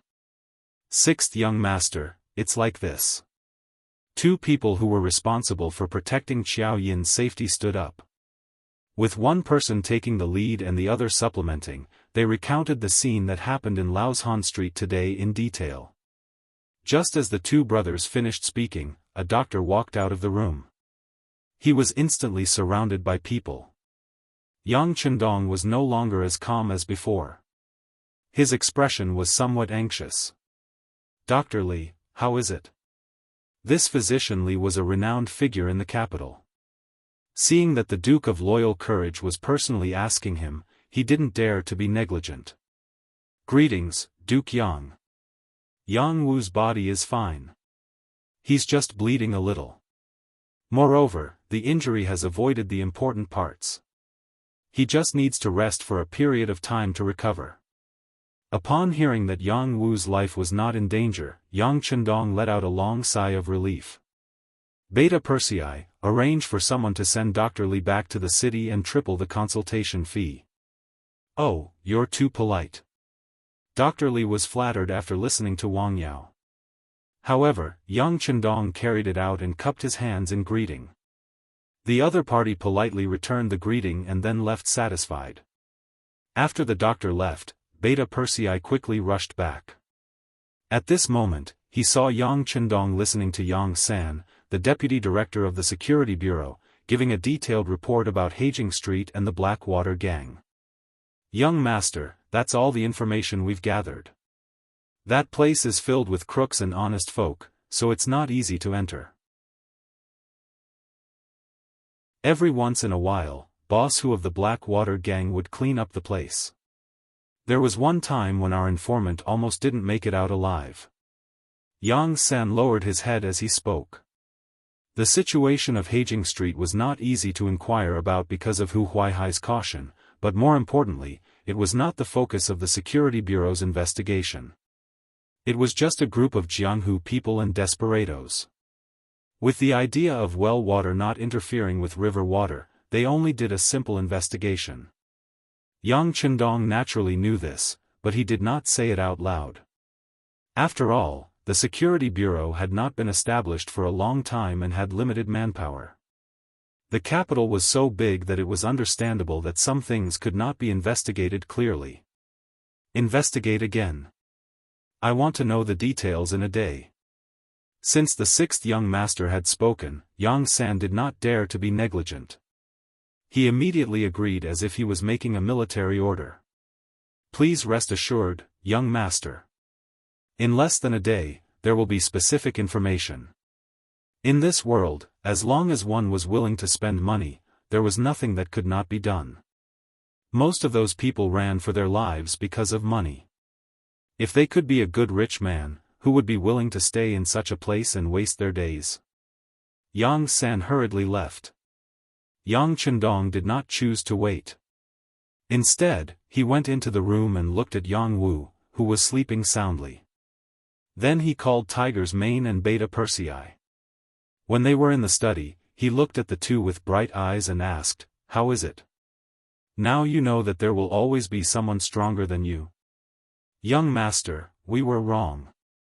Yang Chendong's face was stiff, and the two hurriedly bowed their heads and admitted their mistake. The reason why they were wrong was because they had disobeyed Yang Chendong's orders. According to the sixth young master's criticism, a gentleman should not stand under a dangerous wall. If they felt that things were dangerous, they should leave as soon as possible. If they had to make a move, they could have used guns instead of showing off their courage. If today's matter had been solved with guns, Yang Wu would not have been injured at all. But he insisted on competing with others in martial arts, which led to such a result. This was naturally taught by Tiger's Mane and Beta Persei. They taught him that it was difficult to find an opponent, that he should be defeated alone, and that when he met a person from the martial arts world, he should use the martial arts world's way to solve it. What was the result? He had almost lost his life. According to the two Ling Feng's words, if they had not used a sharp weapon like the 3 bayonets, it was likely that Yang Wu would have been carried back as a corpse. The so-called rules were not ironclad rules. They almost lost their brothers' lives. It was no wonder that Yang Chendong would make things difficult for them. It's good that you know your mistakes. The two of you will each lose a month's salary. Also, all your subordinates who always talk about the rules of the martial arts world will be treated the same. If there is anyone else who is not satisfied, let him come find me. This young master will shoot him. It's better than one day he will become a ghost under someone else's knife. Yang Chendong's voice was not loud, but it was like a thunderclap in Tiger's mane and Beta Persei's ears. The two of them kept nodding their heads and admitting their mistakes. After a while, it seemed that Yang Chendong's anger had subsided a little. Beta Persei took the initiative to say, "Young master, this time we suffered a loss. We can't just let it go like this." "Yes, young master. This Blackwater gang is not a good thing to begin with. It's better to just destroy it." Tiger's mane also chimed in. "Of course we can't just let it go like this. It's just that they have existed for so many years and the government can't do anything about them. If we want to move against them, we need to plan. If we act rashly, we won't be able to take down all the enemies. That will only cause endless trouble in the future." Yang Chendong nodded. Of course, he would not let any of his enemies go. But since he was going to make a move, he had to hit them with one blow. He absolutely could not leave any hidden dangers for himself. On this point, Yang Chendong and Wu Yong's thoughts coincided. At the same time, both sides sent people to inquire about each other's background. Outside of the two sides, another group of people also appeared. That was Yi Ming's coachman, who was also one of his bodyguards. Yi Ming used to work in the military and had experience working at the grassroots level. That was how he got to know the Ministry of War and climbed up step by step. It was at that time that he came into contact with some of the people in the martial arts world and gave some favors to them, allowing them to work for him. This coachman was one of them. His surname was Shi Tao, and he used to have some fame in the martial arts world. His skills were also not bad. However, because this person had always been low-key and considered himself a coachman, protecting Yi Ming, not many people knew him. This time, he was sent out to deal with the Blackwater gang, who seemed to be from the martial arts world. Shi Tao first left the Yi residence, then went to the streets. After making many turns, he changed into a martial arts person's attire and entered Hajing Street, where he met the third master of the Blackwater gang, Qi Lu. Compared to his eldest brother, who was low-key and even somewhat secretive, Qi Lu was much more flamboyant. Even on the streets of Hajing Street, he was often seen. Through this person, Shi Tao told him the purpose of his visit and hinted that he had a way to deal with the Duke of Loyalty. Regarding this unfamiliar person, if it was any other time, Qi Lu naturally wouldn't have introduced him. But yesterday, just as he was discussing with his eldest brother and second brother about how to deal with this person, someone delivered himself to their door. Whether it was an enemy or a friend, he still needed to meet him. Thus, he brought Shi Tao to Hu Huaihai's other resting place. Coincidentally, his second brother, Wu Yong, was also there, so the four of them met. According to Shi Tao, he was someone who couldn't stand the Duke of Loyalty's actions. After hearing about what happened in Laoshan Street yesterday, his master decided to lend him a helping hand. He promised to think of a way to transfer away the Duke of Loyalty's elites, giving the Blackwater gang a chance to deal a fatal blow. He clearly stated the purpose of his visit, but when it came to who his master was, he closed his mouth and didn't say anything. It seemed that he wouldn't say a word more. Regarding this, the skeptical Hu Huaihai didn't agree to anything on the spot. Instead, he had someone arrange for Shi Tao to rest first, saying that he and the others would discuss it and give an answer. After Shi Tao left and there was no one else around, Hu Huaihai asked Wu Yong about this matter. "Second brother, what do you think of this person?" "Big brother, whether he is an enemy or a friend, whether he is a friend or not. If he is a spy sent by the Duke of Loyalty, as long as we do it well and guide him well, we can also use him. On the other hand, if he is someone who came to help us, then he can be a big help." Wu Yong's analysis was thorough. Looking at his meaning, no matter who Shi Tao was, since he came, he had to be used by him. "That's right." Hu Huaihai nodded in agreement. Then, he thought of something and asked, "That's right, second brother, how is your investigation of the Duke of Loyalty?" When it came to this question, Wu Yong's expression became a lot more serious. He first looked at his third brother, Qi Lu, then looked at Hu Huaihai and said, "Big brother, this time the idea is really difficult to deal with." In the following time, Wu Yong reported the situation that he had investigated in the evening and the morning. For example, Yang Chendong was quite talented and had a mind for business. He also came from a famous family, and was not careless even when fighting a war. Something about establishing the Yang Bao, creating the immortal abode, sky beyond heaven, and the Yang family bank, and so on. Also, a while ago, Lu San was hired by someone to deal with him, and in the end, he was defeated and died.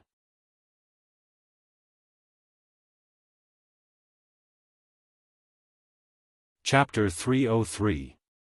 Previously, the Blackwater gang focused their attention on Heijing Street. In their eyes, this was their territory. If one had to describe it, it could even be regarded as a country within a country. Therefore, they didn't pay much attention to the outside world. They only knew that the great Ming dynasty had a young Dong Shuai and a loyal and courageous duke. But even if he was an official, he had nothing to do with them. There didn't seem to be any boundaries between the two sides. Even if they couldn't be seen in public, they wouldn't have any interactions with him. However, due to the fact that they were trying to snatch people from each other, they actually got into a fight. Subsequently, they even suffered quite a bit. Now, the entire city knew about this. Unless the Blackwater gang didn't plan to stay in the capital anymore, they had to get back their face. Thus, he began to investigate this person. However, the more he knew, the more shocked Wu Yong was. When he told this to his eldest brother and third brother, he had a serious expression on his face. Oh. In that case, he is indeed a capable person. Hu Huaihai's expression became incomparably dignified after hearing this. He had thought before that if it was an official, it wouldn't be difficult to deal with him in his own way. On the other hand, if it was a person from the Jianghu, it wouldn't be difficult to deal with him according to the rules of the Jianghu. But now, he heard that this person had power, money, influence, and even people. It was very difficult to deal with him. Especially when Wu Yong had mentioned the mercenaries. He had heard of this name before. After all, when the Walla army attacked the city, it was the mercenaries who drove them away. It was said that there were only a few hundred of them, but they managed to drive away the tens of thousands of Walla elite cavalry. At least the Blackwater gang couldn't do such a thing. If the mercenaries were to target him this time, what were his chances of winning? Hu Huaihai was still silent. At the side, the outspoken and grumpy Qi Lu said, "Why do you care so much? We are earthen pots, and he is porcelain. Could it be that he really wants to go head-to-head with us? Besides, even if both sides suffer, as long as big brother and second brother are still here, can't we occupy a mountain and form a team? When the time comes, I'll just take my revenge. At that time, I'll annoy him to death." Although Qi Lu's words were reckless, both Hu Huaihai and Wu Yong agreed. With the complicated terrain of Blackwell Street, even if he couldn't beat them, he could still escape, right? As long as there was life, there was no need to worry about firewood. They understood this principle. That loyal and daring duke was a smart person, so of course, he would also understand. He first thought of the worst-case scenario and realized that it wasn't a big deal. He would just have to start all over again. Then, the three brothers began to discuss how to deal with Yang Chendong. According to past practice, assassination was the most suitable method. This was also pointed out by Wu Yong. This Duke of Loyalty must die. As long as he doesn't die, I'm afraid that we brothers will face the danger of death at any time. At the same time, we won't be able to establish ourselves in Jianghu. That was how the people of Jianghu were. Sometimes, they valued their reputation more than their lives. Since they suffered a loss in the hands of Yang Chendong, if they didn't get back their reputation, the Blackwater gang would have no prestige to speak of. Naturally, they wouldn't be far from falling apart. On this point, Yang Chendong was also very clear. As far as this matter was concerned, even if he didn't pursue it now, the other party wouldn't let it go. Not to mention, Jianghu was still lying in a hospital bed. Although it was said that he could recover after a period of rest, his brother was injured.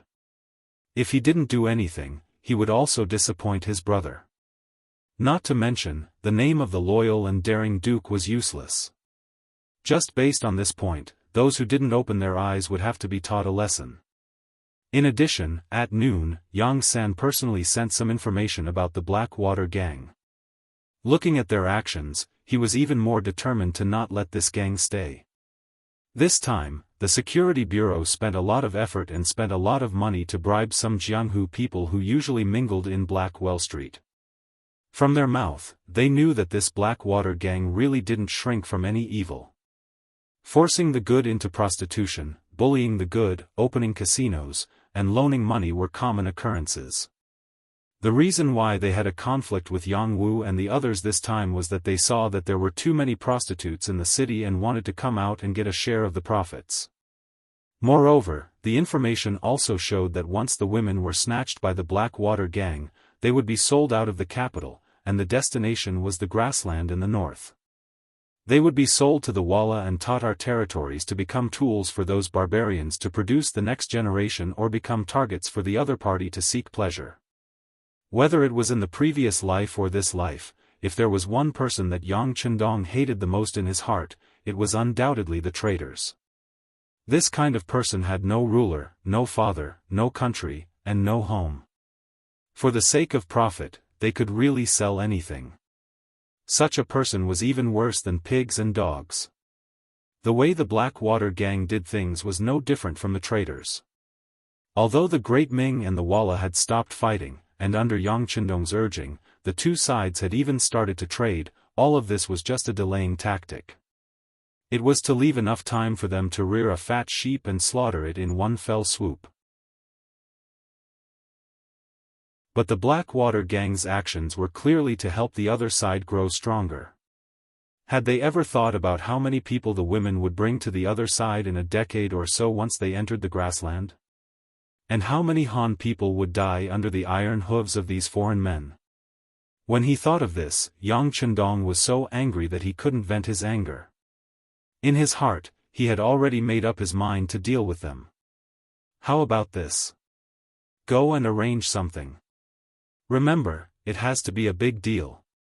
Yang Chendong whispered a few orders into Yang San's ear.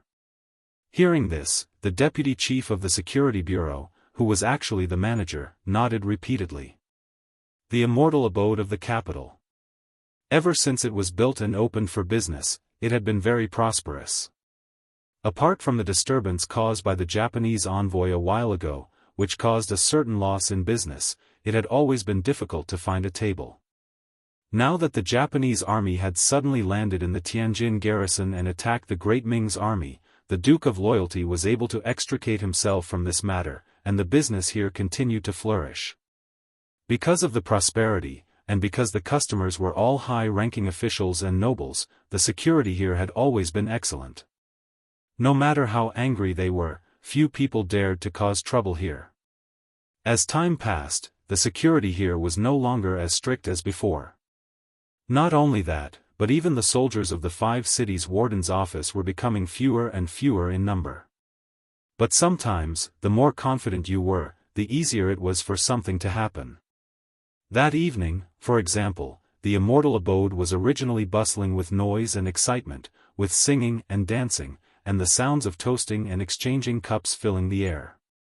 But all of a sudden, a commotion broke out outside. Soon after, a few pieces of rock flew up from the ground and smashed into the transparent glass, causing a series of shattering sounds. The sudden chaos caused the diners in the immortal abode to panic. 2 of them were even unlucky enough to be injured by glass shards. The dancers in the stands screamed in unison, making it seem like the end of the world had arrived. Fortunately, the chaos ended as quickly as it started. By the time the immortal abode's guards ran out, the troublemakers had already fled west. They chased them all the way until they saw them enter Blackwell Street. Only then did they stop and return.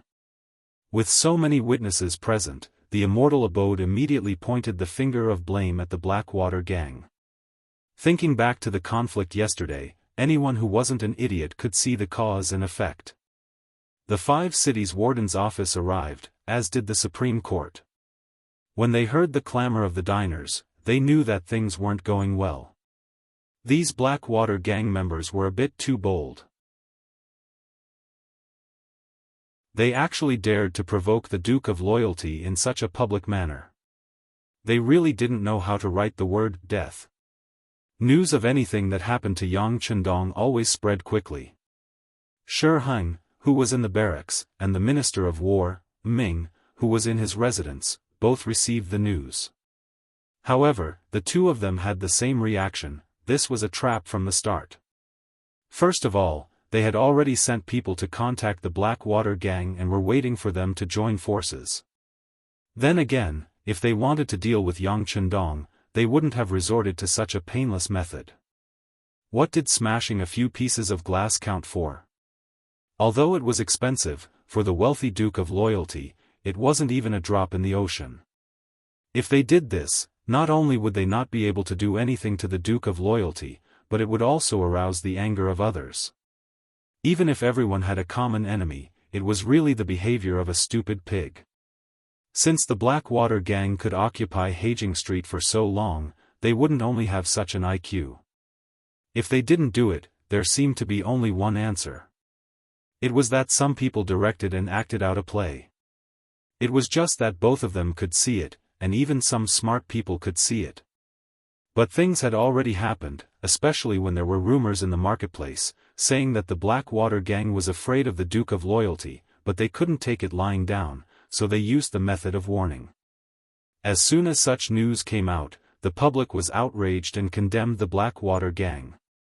At the same time, it was tantamount to giving Yang Chendong an excuse to make things bigger.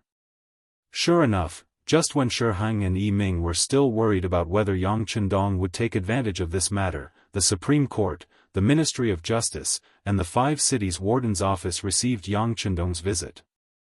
The general idea was that they had to give an explanation for this matter. Even the Ministry of Revenue received Yang Chendong's visit. The general idea was that if the government couldn't guarantee the lawful rights and interests of merchants, was there any need to pay the business tax? This was the Duke of Loyalty, the leader of the merchants of the capital. Although there was no rule that said that all merchants would listen to him, if he raised the issue of whether the business tax should be paid or not, then he would definitely have many supporters. After receiving Yang Chendong's visit, the Yamans didn't dare to be careless and reported the matter to the imperial palace. The chief eunuch, Jin Ing, didn't know whether to laugh or cry when he saw these memorials, but he inwardly praised Yang Chendong's method of diverting disaster. He knew that he had no choice but to take care of the Blackwater gang. It was at this moment that Shi Heng and Yi Ming entered the palace and found Jin Ing. But to everyone's surprise, the two of them had faint excitement on their faces. Eunuch Jin, we've received news that they've decided to go all out. Our chance has come.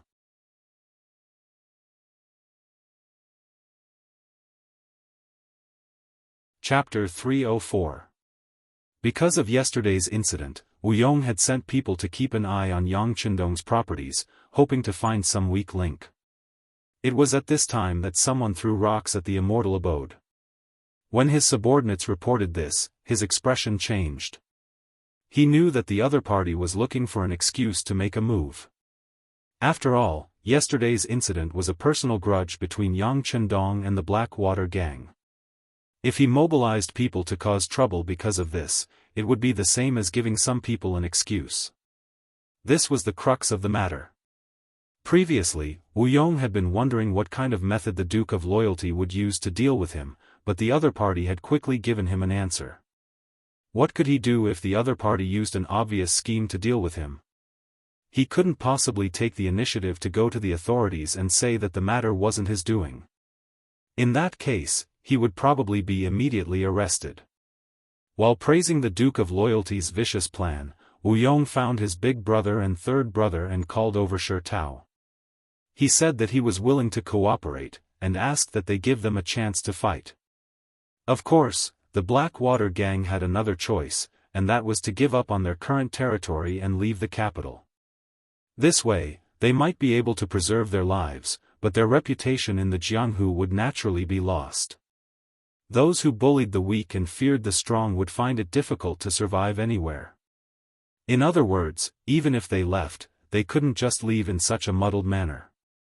There was only one path in front of them, and that was to wrestle with this bold and loyal duke. If they left when they were no match for him, at least others wouldn't look down on them so much. Since they had no choice but to fight, Shi Tao came in handy. The three brothers called him over and told him of their decision, having him make arrangements as soon as possible. Thus, Shi Tao returned to the Yi residence and met with old master Yi Ming. That was why Yi Ming and Shi Heng had joined hands to enter the palace. Yi Ming, Shi Heng, and Jining discussed in a secret room for more than 2 hours. When they emerged, they all had smiles on their faces, as if they were about to complete some important mission. The Yang clan manor. After Yang Chendong diverted the trouble, the warden's office and the Supreme Court sent back news that night. He expressed that he would send troops to wipe out the Blackwater gang, but this power had been here for many years, it was not easy to deal with them. He asked whether he should ask the Duke of Loyalty and Courage to personally deal with them. After all, he was someone who had defeated Walla's army with ease. A small underworld gang was definitely no match for him. Everything was going according to plan. Yang Chendong looked at the two Yaman's replies and sneered. He said to Tiger's Mane, "Tell them that this young master will personally lead people there. Let's set the time for tomorrow morning.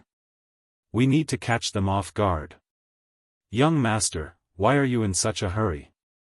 How many of our brothers have not returned from the Dark Well Street? I heard that they have a secret passage that leads to the outside world." Tiger's Mane repeated the news he received from the Security Bureau in the afternoon. This was the news that the captain of the Lengia Special Forces, Tai Hu, had personally found out. Until now, this person had not returned from the Dark Well Street. Secret passage? Humph. With this young master taking action, there is no use for any secret passage. Let Tai Hu and the others come back, and then we will arrange it like this. Yang Chendong shook his head indifferently. He already had an idea on how to deal with this underworld gang. Since they dared to scheme against him, then there was no need to keep them alive. In order to achieve the effect of a surprise attack, he decided to end the battle quickly, not giving the other party more time to prepare and consider. Since the young master was so confident, Tiger's Mane naturally did not try to persuade him. He agreed and left to pass on the message. The soldiers of the warden's office in the 5 cities, the bailiffs and constables of the Supreme Court, who were off duty at home, received the urgent order to recall them. For a moment, there were hurried footsteps on the streets of the capital. At the same time, the news also reached the Dark Well Street. At the Blackwater gang's boss, Hu Huaihai's place, Shi Tao informed the 3 leaders of the order from above, and then quietly left. Obviously, he also knew that they were going to discuss the details of the operation, and his presence was inconvenient. When there was no one else in the room, Hu Huaihai looked at Wu Yong and Qi Lu with a sinister gaze and said, "Second brother, third brother, this Duke of Loyalty can't help but want to make a move on us. At this moment, I'm afraid that even if we want to hide, there is no time. Yes, the arrow on the bow has to be shot, but it is a pity that we are not fully prepared. Right now, there are still some brothers who are not out on the streets." Wu Yong said with a sigh. Yang Chendong's swift and decisive action was somewhat out of his expectations. He originally thought that they would test each other, but he did not expect that after only 1 day and 1 night, the other party had already made a move. Wu Yong did not know that although he treated himself as a dish, Yang Chendong did not put them in his eyes. They were just big rats that relied on the complicated terrain to survive in the dark corners. In today's society, as long as one was determined, eliminating them was just a matter of minutes. He really could not understand why the great Ming dynasty would allow them to exist, especially in such an important and bustling place like the capital. However, other people were afraid of trouble and were afraid of cutting the weeds without removing the roots, but Yang Chendong was not afraid. Since they had offended him, then he would teach them a lesson. At the same time, he would use this opportunity to intimidate the other officials who dared to find trouble with him. Him not making a move did not mean that he did not have a way. It was just that everyone's status was there, and it was not convenient to use two direct methods to solve the problem. However, this did not mean that he did not have the ability to solve the problem. What are you afraid of? It is just killing one person. We have already sent out more than 20 brothers, so it should be enough. Third brother Qi Lu waved his heavily injured left hand. Because of the pull, the pain came up, causing him to grimace for a while. However, his spirit was still quite good. It could be seen that the anger in his heart was very uncomfortable. If he did not find a way to release it, it would cause a serious illness. No. No. No. Wu Yong straightforwardly shook his head. They did not understand this Duke of Loyalty. Although he is young, his ability cannot be underestimated. A while ago, even an important official in the court, the Minister of Justice, suffered a loss at his hands. To deal with this kind of person, if we do not have a few layers of plans, it will definitely not work. Second brother, what do you plan to do? Hu Huaihai knew Wu Yong well. He knew that Wu Yong was an expert who planned before taking action, so he asked. I plan to take a risk and send out a few more brothers. This way, the three of US brothers will have to split up into 3 groups. As Wu Yong spoke, he pushed the oil lamp on the table to the side. Then, he used his finger that had just dipped in tea to draw on the table. The so-called 3 groups. The first group is to guard the home and lure the Duke of Loyalty to attack. The second group is to sneak out of the city and kill toward the Yang family village, forcing him to hastily return to defend. The third group is to ambush him on the road back to the village and give him a fatal blow. This is good. Then I will bring people to attack the Yang family village. I heard that this Duke of Loyalty has 4 beauties. I want to let him know that there are some people that he cannot afford to offend. After listening to Wu Yong's analysis, Qi Lu took the initiative to bring the second group. In his opinion, any ambush or entrenched defense was too meaningless, and it was far less straightforward and satisfying than directly charging out. After Qi Lu finished choosing, Wu Yong also volunteered. Then, we will rely on Big Brother to defend the home. Second brother will bring people to ambush outside. Hopefully, we can succeed in one strike. The reason why Wu Yong chose to set up an ambush was because he knew that as the boss, Hu Huaihai would not trust anyone. The tunnel in Heijing Street led to the outside world. That was the escape route. In other words, it was the safest to stay here. As expected, when Wu Yong took the initiative to set up an ambush, Hu Huaihai's face, which was originally very serious, flashed with satisfaction. Since the 2 brothers were so tactful, he did not have to waste his breath. He immediately nodded and said, then we will do as the 2 brothers said. This time, we will not let him return. Yes. He will not be able to return. The night was getting darker, but at this time, the Yang family manor was brightly lit. Especially when a sharp whistle suddenly sounded above the Yang family academy's dormitory. Nearly 50 students who had entered a state of rest hurriedly got up. The all-round development of morality, intelligence, physique, beauty, and labor was not just a matter of words. It was put into practice. Even an emergency gathering like this was one of the subjects that they usually studied. When the hurried whistle sounded, all the students got up and put on their clothes as usual. When they came to the academy's courtyard, they saw the green-clothed mountain-head Yang Chendong looking at them with a serious face. Although he hadn't said anything yet, everyone's intuition told them that something important must have happened. Everyone's expression couldn't help but become much more dignified. After Tiger's Mane counted the number of people, he came to Yang Chendong and reported in a low voice, reporting to young master, all the students have gathered. Everyone is here. No one is absent. With a wave of his hand, he had Tiger's Mane stand to the side. Yang Chendong took 3 steps forward, closing the distance between him and the students. Then, he swept his gaze over them and said in a clear voice, as a truly useful talent, not only do you have to be eloquent, but you also have to be able to walk the world and be able to wield 1,000 pounds of weight with your arms. Today, this young master will bring you all to see a true battlefield. You will see the weakness of human nature and the cruelty of survival. As soon as he finished speaking, all the students' faces were filled with shock, followed by excitement and joy. As Yang Chendong students, they naturally knew how powerful their teacher was. The great battle between the army god and the Walla was often played out in the immortal abode. Everyone could recite the plot of that battle by heart. The scene of Yang Chendong descending to the mortal world like a god and killing the enemy with a wave of his hand had made them envious. They often wondered when they would have the opportunity to see it with their own eyes. Now, an opportunity had presented itself. They could finally enter the battlefield, and they would be following the army god. How glorious would that be?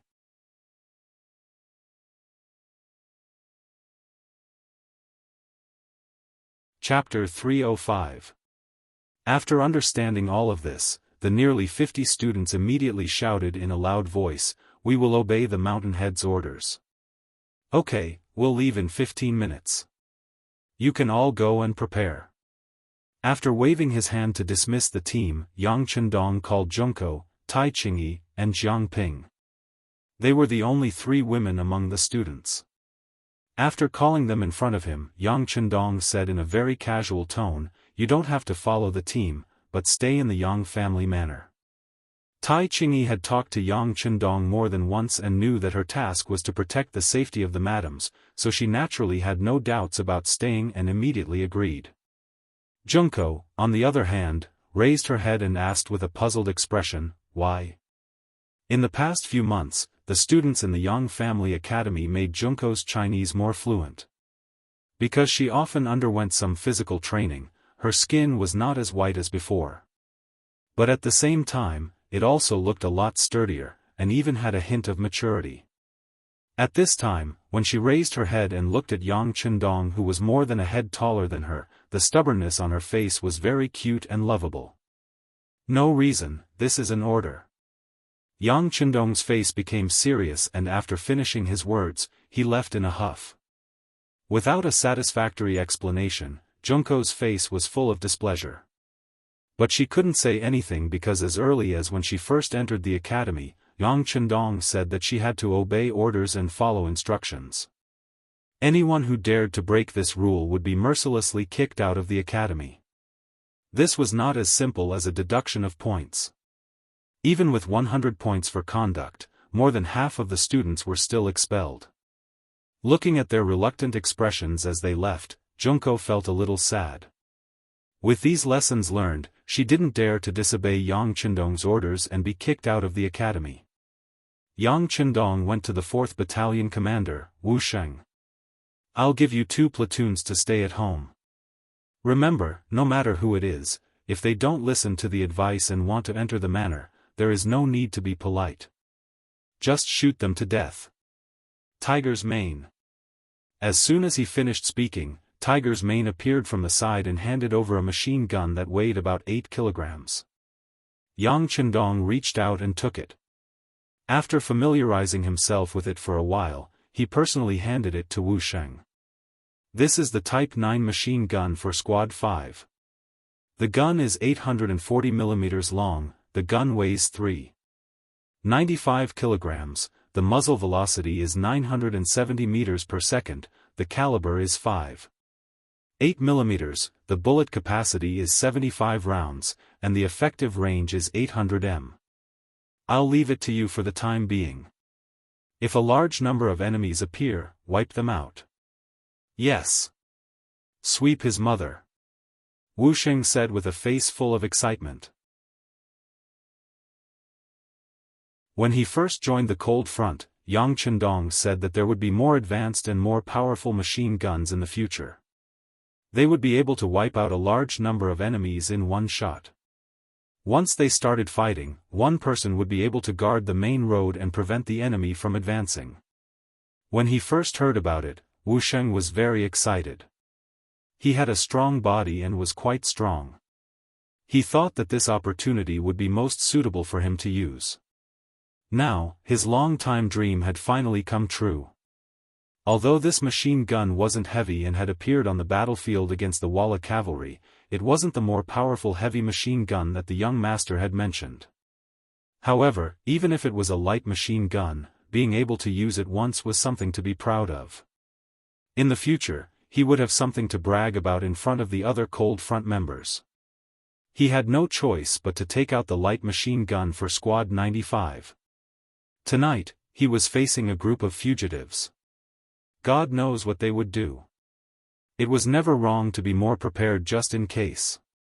Because of the lack of time and limited information, Yang Chendong's operation this time couldn't be perfect. But it didn't matter. With his powerful strength and the unknown advanced firearms in his warehouse, he only needed to charge forward. He really had a heroic aura of, no matter how far you come, I'll go all the way.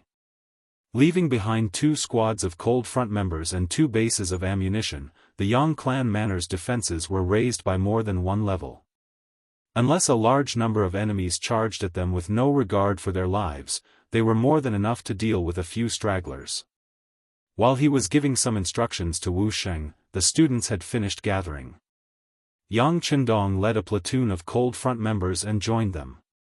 They left the Yang clan manor and headed toward the capital.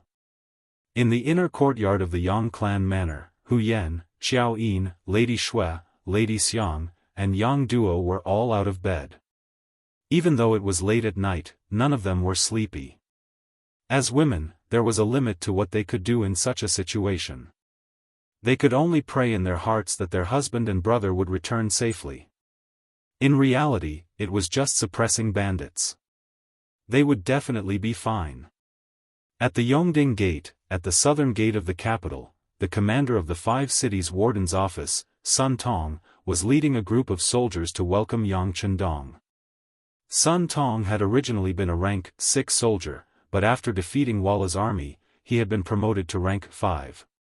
This was all thanks to Yang Chendong, and his heart was filled with boundless gratitude.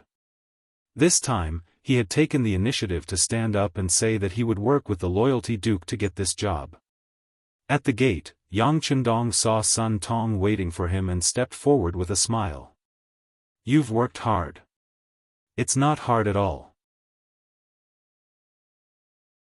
Working with the loyalty duke reinvigorates my entire body," Sun Tong chuckled, revealing a row of white teeth beneath his tanned face. Sensing that Sun Tong was revealing his true feelings, Yang Chendong patted him on the shoulder. "Good. People made mistakes." For example, Sun Tong had betrayed Yang Chendong because he had secretly passed on the information to Jining. Fortunately, he had been able to return and was determined to know which side he was on. In Yang Chendong's eyes, such a person was a talent that could be nurtured. As soon as his palm touched Sun Tong's shoulder, his eyes lit up with excitement. He knew that the loyalty duke had approved of him. This made him even more determined to make the decision he had just made. It had been said before that those who could become the commander of the 5 cities' warden's office were all shrewd people. Otherwise, they would not have been able to secure their positions. Weighing the pros and cons like this, how to balance the various forces to the satisfaction of everyone, this was an extremely profound study. Under the influence of such an environment, Sun Tong chose to hug the tree and not let go. He was determined to cling to Jinying's thigh. This way, he would be able to secure the position of Taiping. This way of thinking was not wrong. Under Jinying's protection, it would be extremely difficult for others to touch him. But everything had its pros and cons. Wanting to rely on this relationship to advance was also extremely difficult. This was because there were too many people relying on Jining, and most of them held important positions. In comparison, the small 5 cities warden's office was too small. It was so small that Jining could sacrifice herself at any time. It was also destined that there would not be too many resources placed on him. Because of this, when they had defeated the Walla and given out rewards, many important officials close to Jining had obtained many benefits and promotions for various reasons. But Sun Tong, who had made great contributions, had only been promoted by half a rank. He had risen from grade 6 to grade 5, and his position had not changed at all. It was impossible to say that this matter had not affected Sun Tong. Why was it that those officials who only knew how to sit in their manners were able to obtain such great benefits, while he, a person who was in the middle of the situation, risked his life and only obtained such small benefits? Unable to understand, he began to have other thoughts. Gradually, Sun Tong's mentality changed. He was no longer so eager to work for Jining. He began to consider where he would go in the future. It was at this time that orders came from above. They said that they would transfer people temporarily under the command of the Duke of Loyalty. They said that they were going to destroy some Jianghu gang. It was as if someone had handed over a lamp in the dark night. It instantly illuminated Sun Tong's path and allowed him to see new hope. After a mental struggle, he finally made up his mind. He would give up on Jining and rely on the Duke of Loyalty. Perhaps at the moment, this was not a wise path. But unless he wanted to muddle along for the rest of his life, if he wanted to stand out, it would be difficult to find any other choice. With such thoughts, when Sun Tong appeared in front of Yang Chendong again, his attitude had changed completely. His sincere respect could be felt by anyone. The two armies converged together. They held torches like a fire dragon and quickly passed through the streets and alleys. They arrived at Heijing Street near dawn. Many bailiffs and constables from the Supreme Court had already surrounded the place. From a distance, there was a guard post every 3 meters and a sentry every 5 steps. It was as if they had surrounded the place like an iron bucket. The person from the Supreme Court in charge of this operation was a deputy of the Supreme Court named Wang Bo. He was a secondary class, level 6 official. Seeing Yang Chendong arrive, he quickly bowed and said respectfully, "Wang Bo greets the Duke of Loyalty. How is the situation?" Yang Chendong did not give Wang Bo a second glance.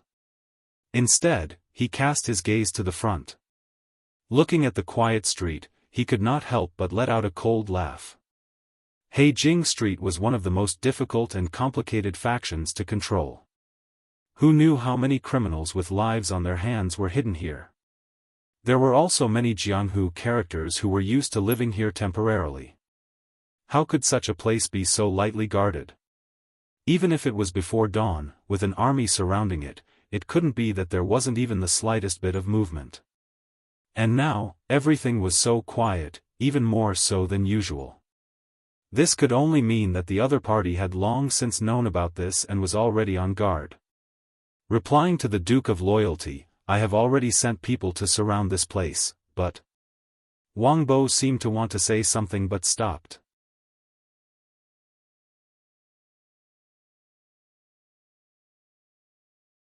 Chapter 306. But what about it? Yang Chendong originally thought that the other party would be dignified and might even ask for credit because of this. It was not impossible. Facing Yang Chendong's curiosity, Wang Bo seemed to hesitate for a moment, then said as if he had made up his mind, "But according to this official's experience, these bandits should have been alerted a long time ago, or else they wouldn't have been so quiet. I'm afraid that someone else has already passed on the message." Oh.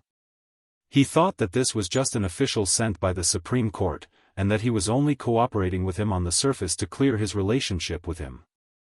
He didn't think that he would have such knowledge. Most importantly, what he said was the truth. While Yang Chendong was puzzled, Sun Tong walked up and whispered in his ear, "This official knows this Wang Bo. He is quite capable, but because of his poor family background, he didn't have the money to send gifts to the higher-ups, so he has been ostracized and hasn't been promoted. After saying this, Sun Tong took the initiative to retreat to the side. He believed that he had explained the situation quite thoroughly. As expected, Yang Chendong nodded as if he understood everything. However, he definitely wouldn't be reassured by just a few words from others. Therefore, he continued to question Wang Bo. "Lord Wang, now that things have come to this, what do you think we should do next?" If this official is so bold, I would like to ask the Duke of Loyalty to take back the order. We will leave for now and wait for the right time to strike.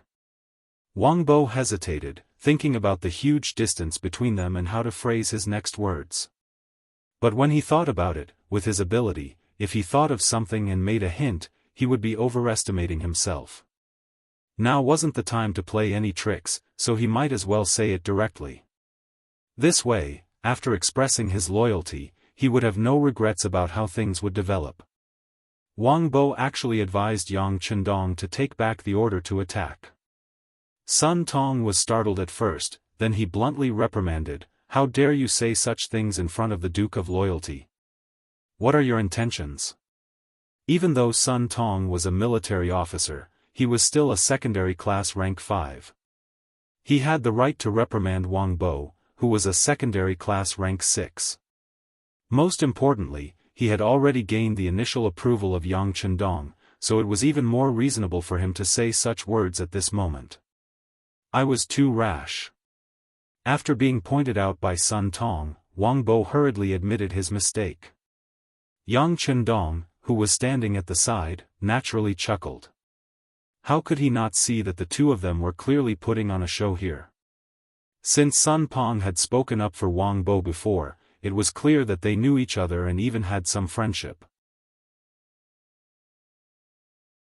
At this moment, he was only saying these words to offend the other party. Wang Bo naturally knew this, so he stopped at a certain point. He quickly stopped talking and expressed that he knew he was wrong. Everyone had their own schemes, and it was understandable to use them appropriately. Yang Chendong didn't want to comment on this. Since he knew the truth, he casually waved his hand and said, "Forget it, official Wang also had good intentions." Hearing these words, Sun Tong and Wang Bo both let out sighs of relief. It was good that they weren't blamed. Moreover, hearing the meaning of these words, the Duke of Loyalty understood everything. Since it was like this, then the operation tonight could be cancelled. Thinking about it, it made sense. Originally, they were playing a sneak attack.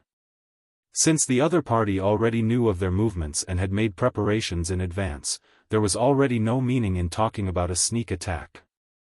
Just as Sun Tong and Wang Bo were thinking about cancelling tonight's operation and returning without any results, Yang Chendong said with an extremely calm tone, "The other party is a bandit, we are officials. Since it is like this, how can officials be afraid of bandits? Since we have come, who cares if they have made preparations or not? This time, we can't just go back like this. Pass down the order for everyone to make preparations. We will attack in an hour." Even though he knew this, he still acted as usual. Yang Chendong's actions and decision made Sun Tong and Wang Bo both stunned. The two opened their mouths wide and wanted to say something. For example, if the enemy had received the news, would they have already left through the secret passage? If they killed their way in step by step, what was the use? Apart from losing the lives of some of their brothers, was there no other use? Or was the Duke of Loyalty also fishing for fame and didn't want to do anything with the Blackwater gang? Was all this just to save face? At this moment, the two seemed to have 100,000 questions in their hearts, but they didn't know how to ask. Yang Chendong didn't give any explanation to the two's confusion. He believed that facts spoke louder than words.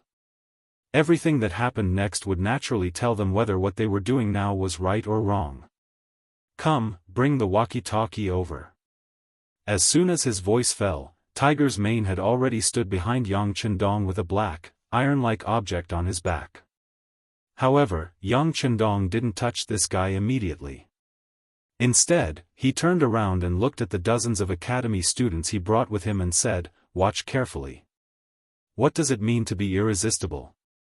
What does it mean to be unable to withstand a single blow?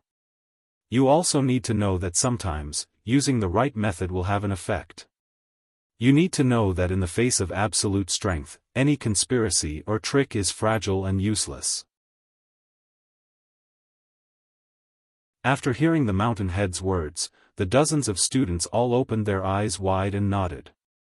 Then, they looked forward with bright eyes.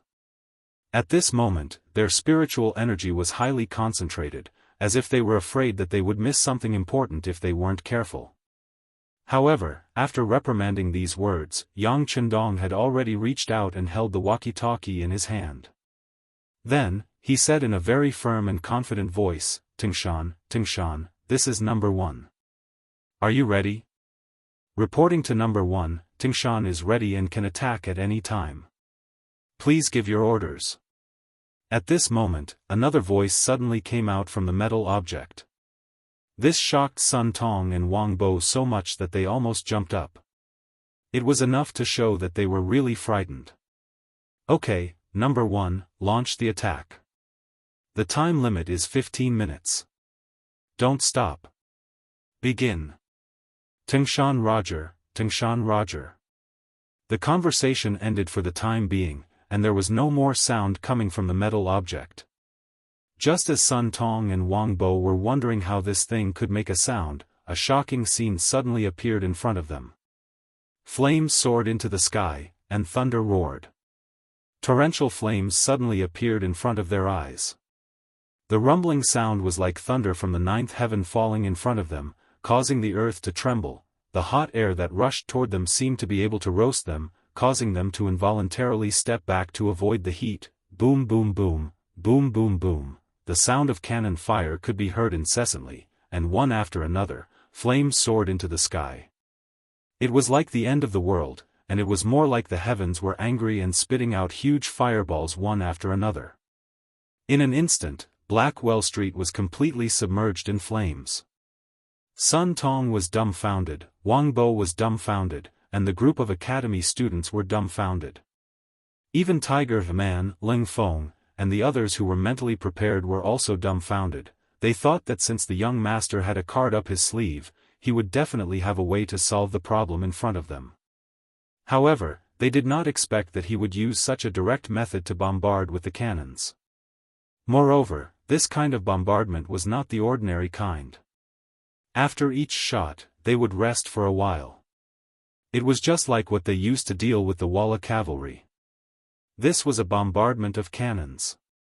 Under the continuous attacks, the entire street would probably be completely destroyed. Not even a single blade of grass would be left. Not even a single person would be left alive. In the loud sound of cannon fire, Blackwell Street in front of them became a sea of fire. At a close distance, they could even hear the miserable cries coming from inside. The people in Blackwell Street had indeed received the news in advance, and Hu Huaihai had made some preparations for this. For example, they would first divide their forces into 3 groups and prepare countermeasures. Then, they would mobilize all the Jianghu people and fugitives on the streets, telling them that the imperial court would kill them. And in order to protect themselves and preserve their last piece of pure land, what they had to do was to fight against reason and beat the invaders out. This was to tell others that this was their territory and that no one was allowed to invade, much less have any ideas about it. Otherwise, only death awaited them. Those who could become the boss usually had a certain ability to stir up people's hearts. Hu Huaihai was like this. When he waved his arm and promised many benefits, he received a response from the crowd as expected. Next, the entire Blackwell Street could be said to be fully prepared for a face-to-face battle with the Ming army that rushed in. There were long spears, short knives, iron rods, silver whips, and some long bows and short crossbows. There were countless traps everywhere. They were just waiting for the Ming army to appear and kill them. However, they did not expect that Yang Chendong had no intention of fighting with them at close range. He directly switched to long-range artillery and ignored the various preparations of the opponent. He used hot weapons against cold weapons to overwhelm them. It could also be said that he was bullying them. There were ways to deal with people, and there were ways to deal with animals. This was Yang Chendong's style of doing things. Just like when he faced the Walla army, he might have been able to severely injure them. However, in order to achieve his own goals, he did not do that. Instead, he focused on shocking them in order to leave a strong enemy in the north for the great Ming dynasty. He did not want to give up all the good bows and arrows. The facts also proved that Yang Chendong's method was correct. The existence of the Walla's main force did indeed put a lot of pressure on Zhu Qiyu, so he did not dare to wholeheartedly rectify the internal situation. Naturally, he could not raise his sword to attack Zhu Qiyu. For a time, the business with the Walla also limited his thoughts of fully developing the military. He could make a lot of money and so on. You're tuning into the Unparalleled SwordWill YouTube channel. Don't forget to subscribe and join us on this journey to catch the most captivating stories.